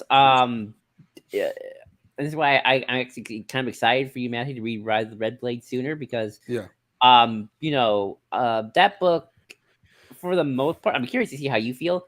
I was okay with how it handled the Inquisitor when they were full on Inquisitor, and it kind of embraced the fact they're kind of becoming a sociopath. Because obviously somewhat spoilers, but they kind of have a bit of that cognitive dissonance of excuses for themselves. Yeah. At a certain point before they kind of realize what they are. And I think why it's sort of hard maybe to do bad guy central stories without obviously trying to glorify the Empire or kind of, have to do a redemption story at the end, because eventually they're just going to be unlikable. And, how far can you take that unless you're writing the Emperor or Plagueis, who are kind of, they're so over the top that it's sort of like, we can follow this because they're essentially cartoon villains. Suspending our moral disbelief is how I describe it. Compared to if we followed that kid and that kid stuck around even if they saw the first Death Star destroying Alderaan, the second Death Star destroying things, and they're still pro-Empire, and they're like, okay, how you've seen it all, kid. At this point, you're probably something's not right up here. And I don't want to get into like mental health, which is it's a whole thing. But obviously, there's a reason why the kind of one of the things is in the Alphabet Squadron trilogy why rebels will give defectors kind of a look if you're a defector post Endor compared to post Alderaan and post because like that's when the Empire really started showing its ultimate colors. And it's like, oh, now you're defecting after twice. You've had plenty of chances, buddy. Yeah. Like at this point, it just seems like you're trying to just get off the ship. And those who stuck with the ship, obviously, those are the General Huxes in the First Order and or like Thrawn. Or like a real world example. If you didn't leave after Charlottesville, when are you going to leave? Right. Exactly. Yeah. So. Right. I mean, I wish we could talk about this show. Such a brilliant line. Mary Elizabeth Winstead's character saying to the father of a certain character we know from an animated series, you just sat on the fence until until you see who would win on top. Yeah, I mean, but then you also get the true believers, right? Who the First Order, those who join the First Order, right? Go off and say, what's the general in Rise of Skywalker? I forget his name. General Pride? Yeah, General Pride. Yeah, I served you in the Clone War, in the First War, not the Clone Wars, the First War. Keep serving you, despite it. Yeah, it's great. And it starts at this age, right? Yeah. So that's why I want to not let bullying keep going because that's what happens. Anyway, sorry, go ahead. No, I said like I don't want to turn too much into a tangent of villain-centric stories. We could probably talk about Rise of the Red Blade later when we get there. But like that is, I think that's one of the challenges of writing a villain-centric story. I wouldn't call, and this is a villain-centric story, and I think this is the kind of the most interesting take of a villain-centric story. Of it's a villain-centric story that still remembers they're a villain. Yes. Yeah. Even if this is the one anthology where we see the kid seeing Vader as the hero. From their perspective, but from our reading perspective, Vader's still the villain. The point is that the kid is presented as being short-sighted for thinking that. Exactly. Yeah. To bring it full circle. Yeah. Great insight. Great discussion on this little tidbit there. But again, we don't see Vader in this light very often. So very interesting. You guys have any last thoughts on the Endless Mercy or Power? Just really good. And again, I think it's a good way to show that how easy it is for kids to fall into the wrong line of thinking because they just happen to be helped one time by the wrong person. Yeah. All right. Issue number 3. This cover, find it, by Toronto's own Mike Del Mundo. You can see the Imperial symbol there, sigil there in the rocks. Speaking of which, if you go on our Spotify or Apple podcast feed, you can hear the interview I did with Mike Del Mundo at Toronto Comic Con this past March. All about this cover, all about this issue specifically. And so, check that out way back when. Nice to see this come full circle. This came out in June 2023, and it features Annihilated by Daniel, with written and art by Daniel Warren Johnson. So get this. You can have both the script and the art by the same person, by the way. Just putting that out there. And Diplomatic Impunity by written by Mark Bernardin, art by Stefano Raffaele and Andres Mossa. I think who did I throw this to first? I think I threw this to Joel. Doc, I'll throw this to you. What do you think of these two stories, Annihilated and Diplomatic Impunity? Annihilated was just pure eye candy. Absolutely gorgeous. Like I said, the other one looked like Dark Horse. Like this is Dark Horse. Like it's so rough and so scribbled in, and like all the faces and the people look so like roughly drawn. It's like so quintessential, like Hellboy, like very Mike Mignola-esque Hellboy, very much like that. The action is so good. Like the way that the ships are drawn, like the action is drawn, it's really cool looking. And Vader just comes in and like, this story, like we see Vader as like, a spy, as like a monster, as like a looming presence. And here we just see the weapon. Like he is the ultimate weapon of the Emperor, just destroying the rebels left and right. Just like we see like huge swabs of like his lightsaber just cutting through armies of like rebels. Like it's insane. And it looks so good. And like it's very, very action packed. it's right to the point, and like we just see Vader wreck house with everyone, like move through them like a freaking shadow, just like just like knock them all out like a freaking like ring wraith, just like riding through the battle. And by the end, like you see him cause all destruction, and then his only line in the entire story is "It is done," and that's it. Yep. Like he just did that. He just wiped out this entire rebel army by himself. And like I gotta point out, like one of the best art moments of the entire comic, like one of the best, like just this whole 2-page spread, this vertical 2-page spread of Vader crashing the ship down onto the rebels, and like just so gorgeous looking. Just on a visual level, like again, it's not particularly deep. It doesn't have as much to say thematically. It just looks incredible, and sometimes that's all I need to do. Yeah, and then for diplomatic impunity, what do you think? Again, much like the other story of Vader like infiltrating the rebels, this is about Vader being a manipulator. He finds there's this Imperial lady who's like working with him to find these rebels on this planet. They fight through the rebels a bit, and then by the end, it turns out that those rebels are actually her own family, and Vader is using them to force her to work with them. And if she doesn't continue to help the Empire find the rebels, he's going to strike them all down. Just seeing Vader's callousness here. Like he will threaten someone's family to get them to work with him. Like he will, threaten anyone he needs to, and this Imperial here, like he will do whatever he needs to get his results. And he doesn't care about like civilians. He doesn't care about this lady, like she's got kids, she's got a whole family, and like Vader will strike them all down if she doesn't do what he says. And just seeing like the ruthlessness of Vader here, really effective in that way. Yeah, it same strategy he uses with Bylert, right? If it works once, might as well do that. I mean, multiple characters, I'm sure. Annihilated. Yeah, I'll just jump in and say, first of all, this is kind of like the promise, if you will, of Black, White, Red, of Black, White, Blood. It's just the machine, the monster, the weapon. But this is the only one who really goes there, because that would, if it had all been, that would have been too much. That would have been just all that. So they devoted one story for that kind of chaotic blasting through all the rebels. And again, the style really matches.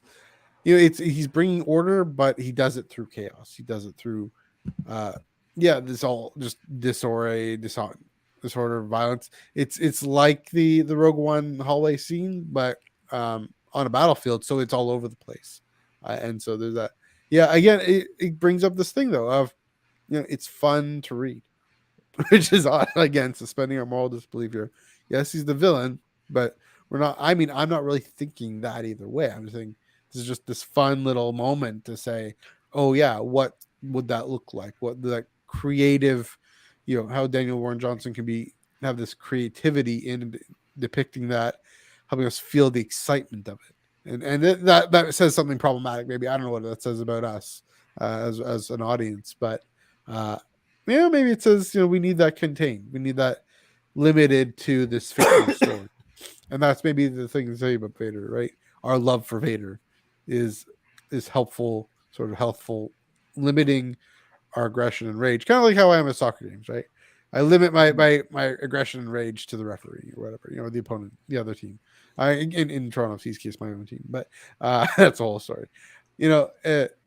This really captures it really nicely in this very short little thing, and then we can go back to seeing how terrible he is with diplomatic impunity. Joel, what did you think of these two stories? Yeah, the whole I said I didn't want to turn this into a villain book, but I think this is actually a pretty good place to kind of continue. Well, do that, because that is what we're doing here. And this train of thought of again, I think all the best. Funny enough, I'm reading Tarkin by James Luceno, who wrote Plagueis, and James Luceno is actually really good at writing villain-centric stories. I think why those books work again over Thrawn. I'm just going to keep it to the books and novels for now, is because I think James Luceno is good at, not finding excuses for the way these villains are thinking. I mean, he's giving them nuances for sure. Plagueis isn't just going, "We're doing this because we're evil and we like being evil." He's talking about Sith philosophies of like, the strong must weak. Only we as superior beings and philosophical and superior. But I think it's done in a way because it's sort of like, unless you genuinely believe that, and if you do, but people like us are like, we don't believe like we're superior beings should rule the world, kind of a situation. Or if you do, please go see a psychiatrist. Yes, please. Tarkin is very much stern order, and they give a reason why he's like this, but I don't ever think they're kind of glorifying it or even just kind of making up excuses compared to, again, kind of some of the later Tim Zahn novels where it's always like, I'm just defending the Chiss ascendancy. I'm going to use my influence to get rid of if the Emperor died, I will replace him with someone more enlightened being. And sort of like, I don't feel like the books condemn, not even have to condemn Thrawn, but just sort of like, I feel like they take his side and kind of like, I see those later things. And with this, Vader's just so over the top and just so monstrous. It's like he's literally standing still and moving his lightsaber with his mind. Like, it's ridiculous. It's like Porter Engle. He's pulling a Porter Engle. I'm the guy who knows about the rash vow. Porter Engle. There we go. Sorry. Exactly. So it's like there is no moral question behind it. There is sort of there's no like, well, maybe Thrawn had a point, or maybe the Emperor was trying to save the galaxy from the Yuzong Long, and that's why Thrawn had to do what he did. This is Vader committing an atrocity, and it's drawn incredibly. Exactly. I think you can do a whole book like that. Just you have to kind of remember where you stand. But also get on diplomacy for a minute. I think the worst Vader stories kind of think Vader is just a mindless goon and he's all muscle, which is funny because in the original A New Hope, he's not like that at all. He's actually very talkative. Like, he confronts Leia. He's like, I found that you're being rebel spies. I want to know what happened to the plans they sent you. Like, you weren't on any mercy missions. No, like they have they have back and forth. They're talking. They have a rapport. And even in Empire, where he's a little more quiet. And in Empire, Vader is probably his most villainous. He manipulates Luke to come to Bespin, set the trap. He's toying with Luke the whole time during that duel till he's ready for the punch. So, Vader is clever and smart and witty and jokey. He's quippy even, he might not go, who should talk first? You talk first, I talk. It's not that kind of quippy, but it is villain quippy. Vader kind of knows how to crack a joke and not just be the stern kind of dumb goon while, some of the surrounded by like more intellectual, tactical people. Like, he is manipulative and smart and clever, and that's why it's not just he can blow up things with his mind, but I also think he can use his brain and come up with a plan. Right. And I think that's sort of, I love it when we get to see that side of Vader again, because I think people want to just reduce Vader to just swap, where there's a lot more in like that. He can do horrible damage not even by just choking out by not even doing anything, just kind of like by saying a word. Yeah, and that is what Vader is in a short story, but I think it works because it is a short story. It's just like a quick little vignette of here's Vader destroying a whole rebel army by himself. Yeah. Oh yeah, exactly. Yeah, exactly. I mean, it's one little island within this larger thing, right? It's one aspect among many. I mean, but we talked on the top about how Vader, Vader Anakin, the most psychoanalyzed character in all of Star Wars. One of the most in all of fiction. Think about a villain story. It's interesting. I mean, you talk about the Darth Plagueis novel by James Luceno. We don't want to just say, this is a good thing to do. This is a moral lesson. But there is something to investigating the motivations of villains, the motivations for evil, the way, like I said, we was talking about with in Power in the issue number 2, the way evil people turn evil and develop. And there's a whole tradition of film doing that, novels doing that. Vader again is the most interesting, and that's the thing with George Lucas. He says, here's the great villain of the original trilogy, I'm gonna go back and see, okay, what happened? What's he motivated by? Why does he then so motivated, sure, to follow the dark side, but then at the end of the day, sees the son of I'm gonna keep saying this line on this podcast. He sees the son of Padme writhing in pain on the floor, and he has the opportunity to actually save him. And so he does. And so, the motivation's there, right? The motivation following the dark side in part begins, like we talked about ego, talked about wanting to possess Padme, wanting to save Padme. He can now save Padme, even at the cost of his own life and the cost of everything he's had to be for the last 20 years. And so that's what's fascinating for us. But this Black, White, Red run is it doesn't really do that so much. He looks at motivations of other characters around him, be it an escape of the fear and that dream, or again empower the kid, diplomatic impunity. Yeah, the motivation. I mean, it's a to take care of your family. Is this obviously the most core one, the one that Vader himself, Anakin himself, ends up coming back to, right? That's the wild thing. So, yeah, it's how you do it. Is looking at motivations and even beliefs and philosophies around the Force. What are you trying to protect yourself from? What are you trying to do? What are you trying to hold at bay? Those questions that help us understand. We understand evil. We understand ourselves more deeply. So, Joel, go ahead. Right, and I think the Plagueis book.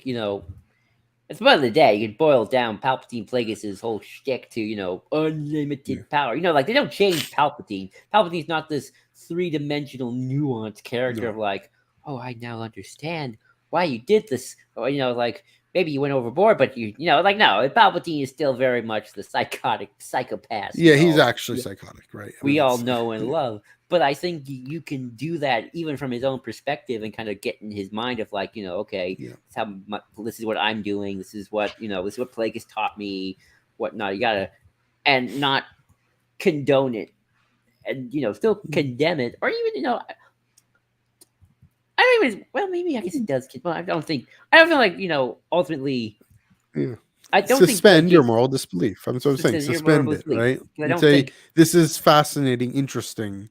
Political machinations or whatever, So. Yeah, because I think James Luceno writes it in a way where it's like, I don't even want to say he necessarily condemns it, because I don't want to say like at the end of the book is like dark side evil, but it's sort of like he's writing this book from the perspective of a morally dubious psychopath, and I again to kind of compare Luceno and Thrawn, because Luceno and Zahn, because Luceno and Zahn are they're kind of the masters of the Legends verse for sure. They're the old veterans. Luceno sadly hasn't done anything in a while, and it makes me sad.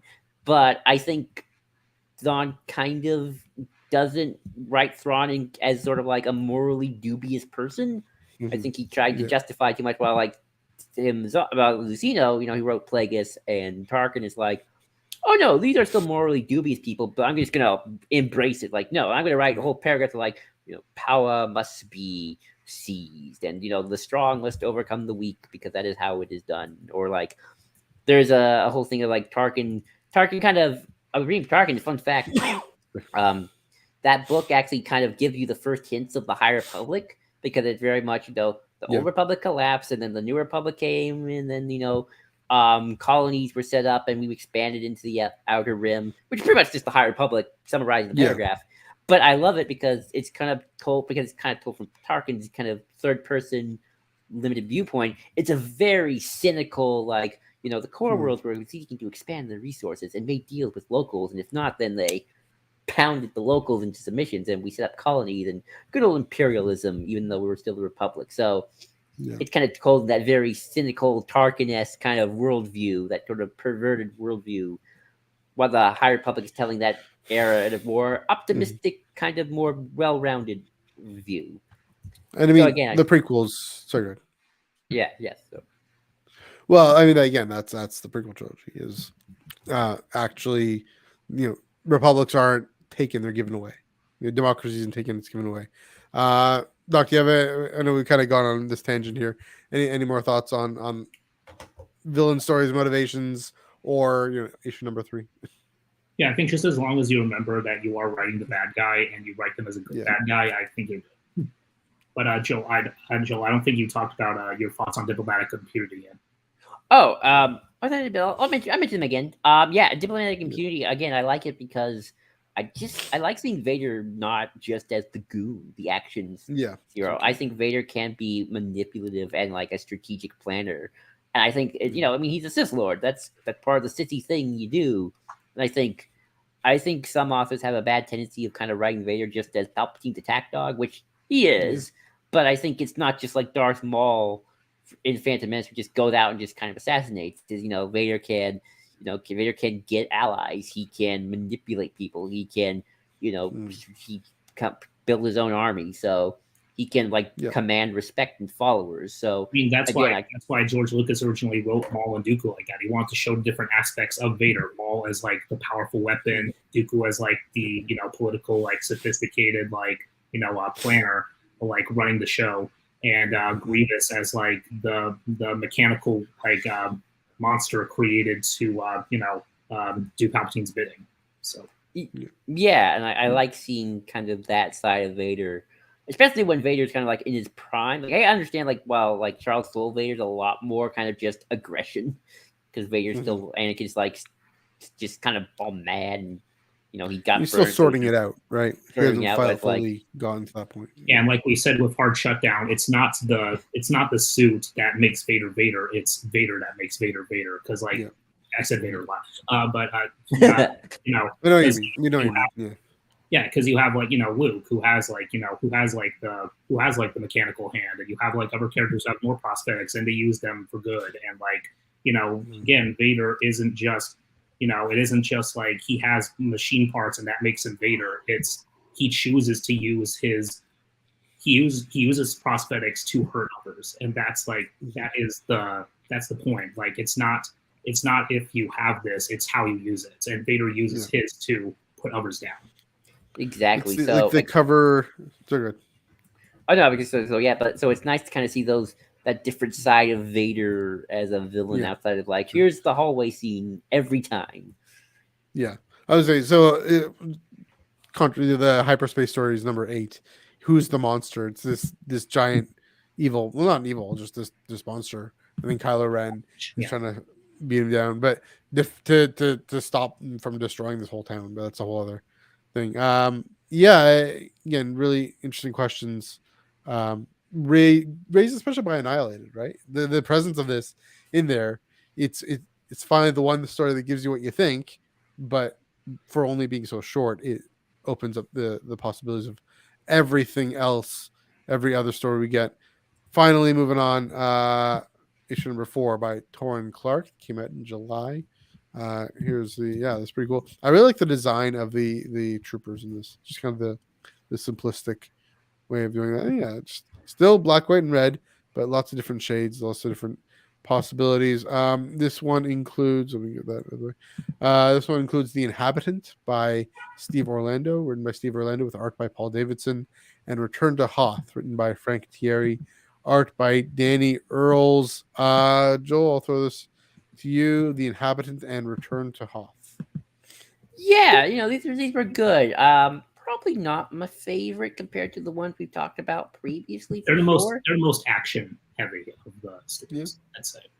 Yeah, they're certainly most action heavy, but I think they're fun and they kind of, it's funny kind of thinking about this. This is a good reminder that Anakin Skywalker and Darth Vader are the same person, because this is very much Anakin taking out the Tuskens because he's mad. This had that kind of these are the natives of this world. They live here. We're here first, but the Tuskens, they were there first. And here comes Vader. Spore thing. And here comes Vader. He's mad and just gonna just start killing because that's what he does. And I kind of think of that for kind of both stories. It's Vader versus the natives. I like. Oh, go ahead.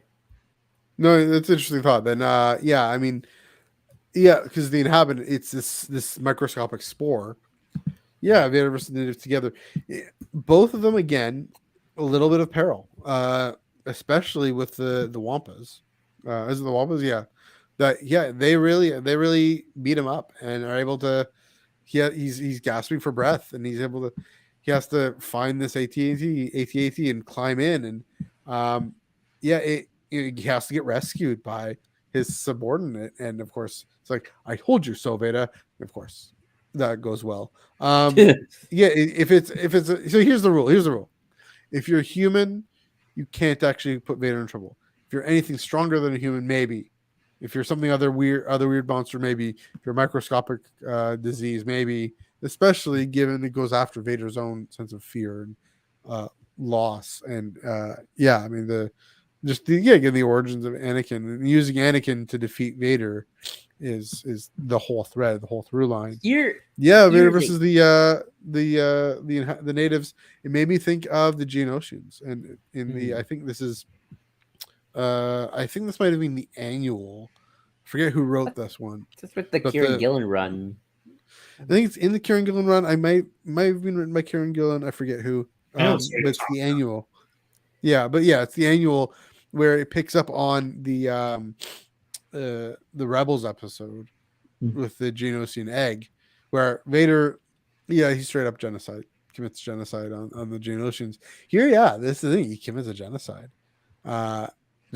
With a flick of his wrist, a flick of his lightsaber, and we don't think that. Again, we don't. Well, we do think that, but just to see that the absolute, right, as opposed to in power. Again, bringing this up, Vader the hero, Vader the Dark Spectre, the endless the Dark Spectre in Inescapable, and Endless Mercy, the one who can recognize game meets game. In this one, the Inhabitant, he just doesn't matter. The disrespecter of life, if you will. Then Return to Hoth, he's just in trouble. That was another kind of that is a bit more of a basic one, but still, again, he's not invulnerable, and that's an important point. And then ultimately, of course, again, bringing this back to it, his main vulnerability is the moral strength of Anakin Skywalker, of course, but physically not invulnerable. Joel, you wanted to jump in one more time? Yeah, I got a weird parallel. This is Vader, the kaiju monster following Godzilla rules. What I mean by that is like, this is like, all the Vader's kind of got to prove himself. He's top monster, so all the other monsters kind of always coming at him. This is where we get better Godzilla movies where it's like, it's not just Vader's just mowing him down easy. It's like, no, he's gotta. Vader's like getting punched and kicked, and like mask getting shattered, and his cape getting tattered. That rhymed. His suit's always like, he's like by the end, he's like, his Vader's thing was like, he did it. He beat the monster because he is the strongest of the monsters. So it's kind of like he's gotta always constantly prove himself as top dog, which I guess is also very Sithy, because that is the Sith way. You just gotta keep proving yourself, and Palpatine's just going to keep sending people to kill you. And that's what your Sith Master does. It just keeps sending things to kill you. And one day you're going to, if you die, and it's like, well, you weren't a good enough apprentice. So, got to find another one. Well, and he's able to, one last comment there before I turn to Doc. He's able to inhabit the darkness, right? The Inhabitant. One of my favorite points, I haven't mentioned art much in this, but the moment where he turns into the fire morphs into him, and he's able to take what this spore thing is throwing at him and twist it back onto the spore. Bring order to that chaos, right? And say, no, I am the darkness. I mean, that is ultimately his downfall. But say, I am the darkness. There's no other darkness that can defeat me. And so, and he kind of, I mean, again, it brings up back to Hard Shutdown. Other villains. This is kind of the kaiju, right? Or weird, other villains, human villains, or cyborg villains, or just Wampas trying to defend their home. They're the ones who try and come at him, and this weird doctor who becomes the Shelob thing. They're the ones who come at him to try and defeat him the way the dark side tries to defeat each other. Again, it's Padme Sun writhing in agony on the floor, completely defenseless. Is the hope. So again, all these ways of helping us understand. I mean, I'll save this to closing thoughts, but bringing some interesting thoughts there. I'll wait. Doc Hollercorn, what do you think of The Inhabitant and Return to Hoth? Inhabitants, or as I like to call it, Osmosis Vader. He's fighting a living like microorganism inside his body. But yeah, going to this planet Wakara, where they don't think they find any life, but then while he's in his bactopod, his mind gets taken over by this living like microorganism called Demon, who's this big again very Cosmos Jones like a Frax looking dude, just coming into Vader's mind, making him see this like almost kind of like a scarecrow thing, kind of like messing with Vader's head, making him see like visions of like him in this place fighting him. He-Man tries to use Vader's like inner fears against him, but then Vader is able to like twist those fears. Like you said, like he becomes like I really like this line here where he says like, "There's no fear in here, only fuel," and then he uses that to like make himself more powerful. And then he's able to push He-Man out of his mind. And then later he just goes back with a whole Imperial cleanup crew and just like snuffs out He-Man where he is, like, and just that's the end of him. Seeing like an inner battle between Vader and this like invading force in his mind is really cool. And like with Return to Hoth, I think it's cool that of course Vader would go back to Hoth after Empire. Like the Empire probably didn't leave that place after they won. So like Vader going back there, investigate this Imperial probe that was destroyed, and then getting attacked by Wampas, and like getting pushed to the brink, having to like desperately like get away from them. Climbs inside the AT-AT, and then like only then he's able to barely like fight them all off. Because he rejected the offer from that Imperial Admiral, like, "I'll send reinforcements with you," but Vader insists he can do it himself, and ultimately does do it himself, but he just barely got out of there alive. I think it's an interesting story to end on because it kind of shows Vader's arrogance. Like, it shows like, I'm Darth Vader. Like, it's just like, this whole miniseries is about like, Vader the legend. And like this final story is about like maybe Vader believes that own legend. Maybe Vader believes his legend's a little too much. Like maybe he thinks he's more powerful than he actually is. And like, he still manages to get pushed to the brink in the end. Like he just barely fights off the Wampas. And when the Imperial dude reminds him in the end, like, you probably should have taken my force with you. He just kills him. And like that's the panel we end on. Like Vader just killing the guy who reminded him, "You're not a legend." I kind of like how this comic ends. Yeah, I mean, it kind of brings up the question I had at the beginning of heroism, villainy. It's this third thing. It's folly, or it's some combination of the three, if you will. Because ultimately, even a villain, there's limits to their ability to be villainous, right? There's limits to their ability. Overconfidence is your weakness. Yeah, I mean, and that's the thing of the narrative. The role of the antagonist, the role of the villain, is to present the challenge to heroes, but also be limited. I'm just interesting to see that he goes by himself and he does try to stand up. And again, I do kind of curious about my thought about the kaiju, or Joel's thought about the kaiju, and how this is a symbolic representation of it, of all the monsters coming at him. He does stand tall until he doesn't. So, well, even the king of the monsters sometimes gets dethroned, but that is Anakin's always been Anakin's problem, right? I mean, you underestimate my power. Don't try it. Burned to a crisp because he didn't have the high ground. So I could just kick Obi-Wan's butt, and then now he's in pain forever. Talk about folly and getting burned alive. So, that is sort of a nice kind of like, because we're seeing Vader doing all this cool stuff. Like Anakin used to do all this cool stuff. Yeah. And then, eventually Anakin's luck ran out. Eventually your luck runs out. And then, in Vader's case, he didn't get burned alive. That already happened. He's already burned alive, but he's very tired. And he's like, well, I don't want to hear it from you. So shut up, officer.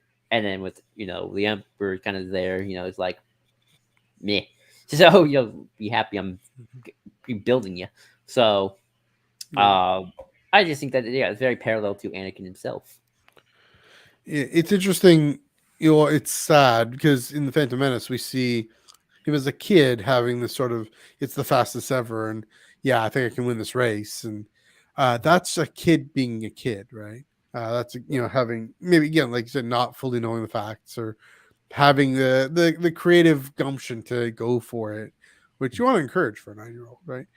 He never grows out of that. He never grows beyond that to say, "Oh, I need a team. I need to lead with respect." He always stays as the kid. What, you're gonna give me on the council, but not give me the rank of master? Is the rank of master is everything that matters, right? That kind of thing that ends up being his downfall. We see it in the Phantom Menace. It just, I think about that a lot. I think about how immaturity and how character flaws are things that are good as kids developmentally, but then we don't learn to have a broader perspective. And it's really wonderful the way even that's a great point both of you make is in Return of the Hoth especially, but in all of these really exploring that theme, exploring that concept. You guys have any further thoughts on issue number 4 before we give our kind of final recap? I've more and more thought about the whole villain perspective storytelling, if that's a good place to go for it. I mean, we're kind of that's kind of more final before the specifically issue number 4. Doc, do you have any last thoughts? No, just good stories, good solid action pack stories. Again, some of the stories are like less thematically deep than the others. They have less to say. Some of them are really just there to be like visually just stunning. And I think they do that. I think they do that incredibly well. I like, again, the range of like some stories are saying something deeper, other stories are just there to look cool, and I think that's good enough. Mm-hmm. Yeah, I guess that's kind of your overall thoughts. Doc, do you have any further kind of just overall thoughts on a conversation? Anything new come out from the last 2 hours or so? Yeah, just an excellent miniseries. A really solid group of stories. I think I really want to see this line continue again, like they could do with other characters. If this is how they choose to do like more Vader comics in the future, like just one-off vignettes of Vader like doing Vader things and like other people like being impacted by him, I think that's the best route you can possibly go with him at this point. Just a really solid collection of stories, great artwork, really good collection of artists and writers here.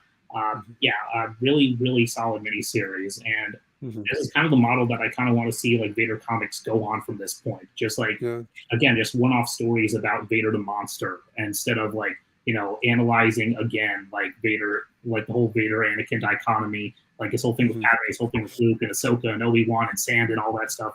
Just focus on Vader the icon and like maybe just focus on like how people perceive Vader the icon. I think that's a really good route to go.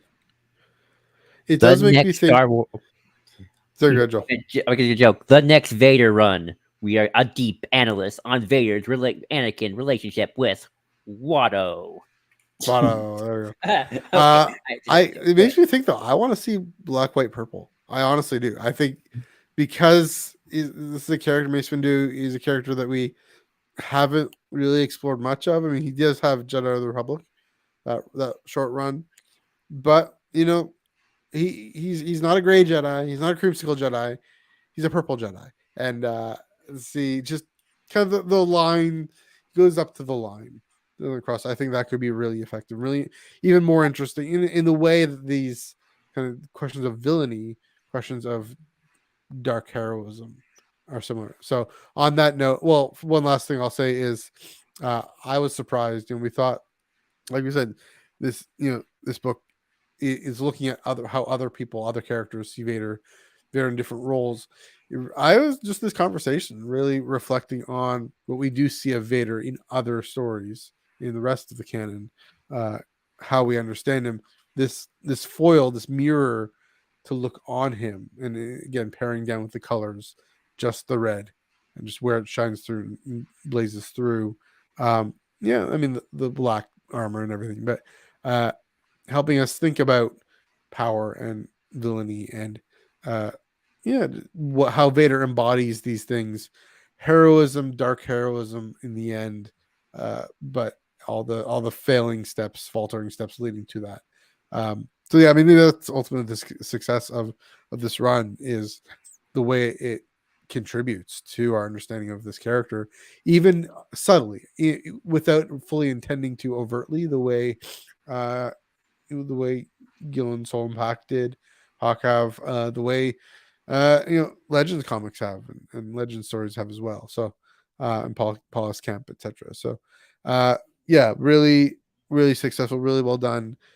Not necessarily for kids. It might be interesting. Vader story for kids will be an interesting angle to tackle as well. But I mean, I guess Calvin Scott does a great job with those. But yeah, talk about this is the segue talking about villain stories. Calvin Scott exploring fear and exploring creepy, scary moments, and for younger audiences. So Joel, you have first of all your overall thoughts on Black, White, and Red after this discussion, and then we have more further thoughts on the villain story. Yeah. So, I've talked about this a little bit. I think I talked more on your channel than I have on this channel, but Black, White, and Red is kind of almost the template or the way how I think a Vader movie should be done if they ever decide to, everyone's like, oh, well, obviously, yes, we do that. We call it the saga. But if you gotta do the kind of the money grab Darth Vader, dun dun dun dun dun. I've always said do the horror slasher thing. It's not really about Vader. It's not like a deep look into his psyche. We got 6 movies for that. But kind of do about here's a group of Padawans or a group of Jedi kind of on the run, and Vader is the Freddy, Jason Krueger, every slasher villain ever. And that's how I think you do it in a way that doesn't just come off as like, well, let's just do more saga. This is how you make it unique. So that's in one way why I think Black, White, and Red work, because it's not just, oh, here's more Anakin looking description. Here's kind of what the rest of the world sees Vader as, and the different facets of his personality and legend kind of all over the place. I think the challenge with that, I'll just say, is what's nice. It's just, again, these vignettes that change and move on from from the last thing, to have to sustain that over. I mean, including the episode in the streaming series show from last summer had that a little bit. The one with a lot of the flames coming up on, that kind of visual. How to sustain that over 2 hours?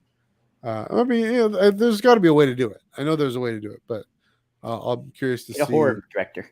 Get a good horror. Get a horror director. Horror slasher. Who directed the latest Scream movie?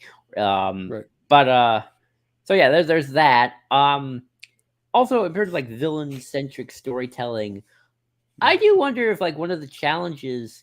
I'm sure even Revenge of the Sith kind of has this challenge too, and even though I think for the most part it's done well, although I know some people who still think it's a little too a little too quick. Where, when you tell the story from the villain's perspective, and Anakin in Episode 3 is the villain. Weirdly enough, it is the villain's story. Plagueis and Tarkin. It's not about their quote unquote fall to the dark side. They're already pretty bad by the time they start. Tarkin is pretty much just brutal from the get-go. There is no he was a nice guy once upon a time, and then now he's a evil. He's always been kind of elitist, totalitarian, and we don't really know about Plagueis' origins outside of he always was raised by the Sith, and Palpatine was always kind of a little psycho kid.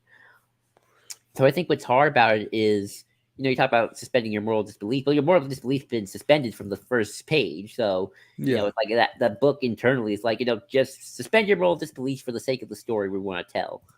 Mm-hmm. It's a lot harder when your character does start from a more moral place. And then you kind of have to how well does it translate or transition to, okay, now we're telling the story from the more moral kind of dubious kind of place. Again, why I'm very curious to see your take on Rise of the Red Blade, because as the story progresses, the kind of the moral suspension of disbelief begins to kind of lift as we get to the final third.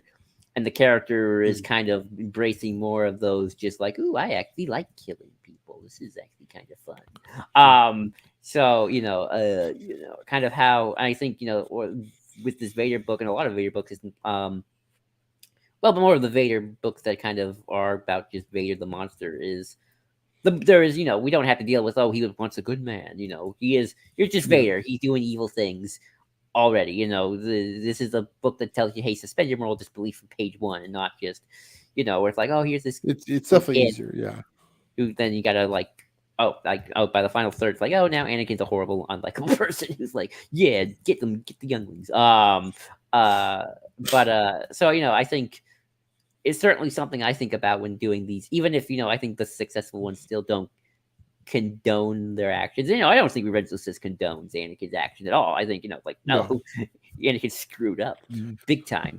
But again, it's sort of like, to tell the story from the villain perspective is hard, especially when they actually go full on villain, even when they're once like a normal person like you and me, and now they're just like horrible. It's like, it can't be probably a hard transition to like, well, now they're telling me to suspend my moral disbelief now when they didn't 2/3 ago. So I'll jump in there and say, so Revenge of the Sith, you don't suspend your disbelief, right? That's right, the difference. Is so Black, White, Red. So the prequel trilogy is the tragedy of Anakin Skywalker. It's a tragedy, right?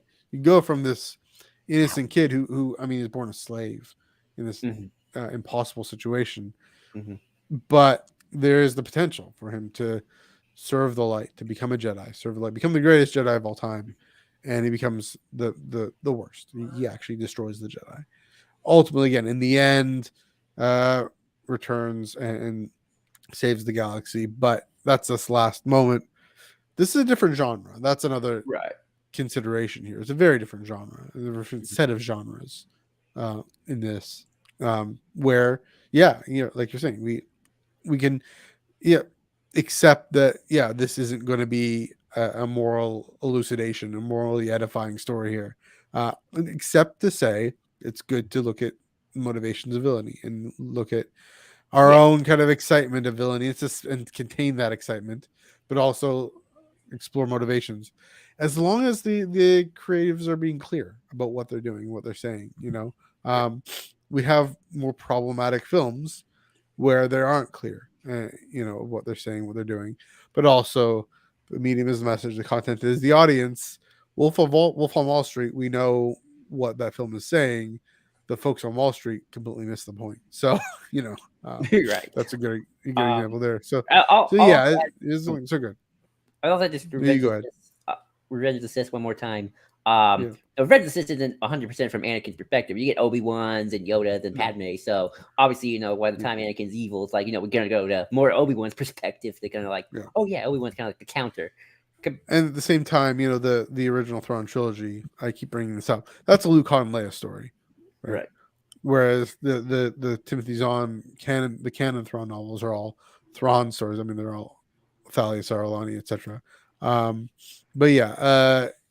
So I mean, that's part of the difference too. Is Dave Filoni is writing Thrawn, in the series that we can't mention. He's writing Thrawn in a more clearly villainous perspective, and so that makes him more effective. And I'm coming down on that side of saying Thrawn is just more effective as a villain. That gets to the point, is being clear, right? So, Rebels, the series that we can't talk about, is Nezra's story. So Ezra and Canon and Hera, and exactly. So which again, why I'm curious to see what your take on Rise of the Red Blade will be. That is the Inquisitor's story. There is no other perspective. It's just her perspective. It's her story through and through. Very singular focused. Where you kind of eventually have to suspend your belief. But that's kind of my going over 2 hours. So that's kind of my final thoughts on. Do you guys have any last thoughts on Vader, Black, White, Red? Just excellent. Very good collection of stories, and I think I want to see the Star Wars comics continue with this model and beyond Vader. I think this is just a cool kind of way to explore characters that have already been explored pretty thoroughly, on a psychological standpoint, just explore the impact that they have on other people. I think I think if you tackle Vader stories from that point going forward, I think you can find ways to tell Vader stories that don't just feel like doing the same thing again, but actually feel like let's just have Vader as like you said, a slasher villain, and just see how people react. I'll say it's still telling Vader's story, and that's the thing. You're still telling Vader's story. You're still, I mean, this conversation, we're still talking about how we understand this character, just in a different way, from a different medium, for a different angle. Sorry, go ahead. Probably not surprising to hear me say this, but at the same time, I actually do think this would be a fascinating thing to do. I think Palpatine deserves this treatment because he's the Emperor, and you gotta think that, and even in canon himself, there are rumors about the Emperor. Like, the Emperor's kind of this mystique character. So, I mean, obviously Vader is the terror, and obviously I don't think average citizens really see the Emperor as like scary.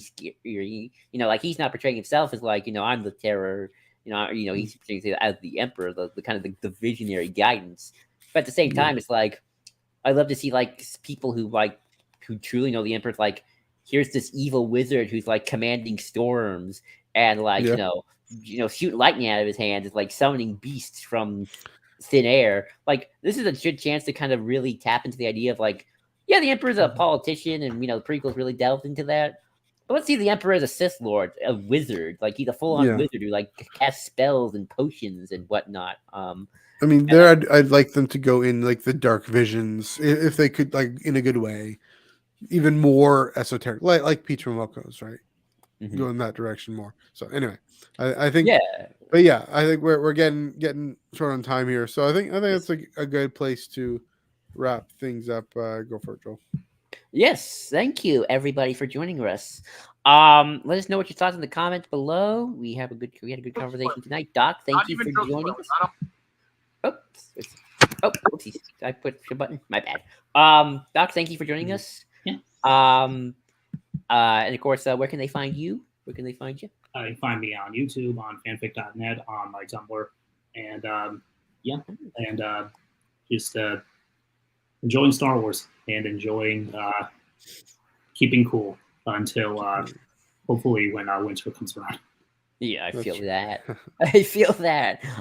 You can find me, of course, at JID2021. Again, JID2021 on Twitter, on the Star Wars Underworld Discord. Link in the description below. And, of course, at the Ion Canon Pod Twitter, which is See on the Crawl. Matthew, where can they find you? So, again, Twitter, Instagram, and Threads, although, we're trying to figure out sort of what we're going to do with social media there. But you can find me Instagram and Threads at MNEUG1138, on Twitter at NEUG485. Yeah, lots of stuff about soccer and that, but still, see all my con hall photos from Fan Expo Canada at MNEUG1138, and of course at Ion Canon Pod, EYEONCANONPOD, Tractor Beam, 12:15 Thursday. Bring your lunch, bring your comics, bring your love of comics. Check us out. Yeah, and let's see. And for next week, according to our notes. Actually, I think we have decided we want to do a list of our favorite authors and why. I don't think we have decided on what number we want to do just yet, but that will probably be doing another one of those listicles, which are always fun. Yep, and I think that's it, everybody. So thank you all for joining us, and let's blow this thing and go home.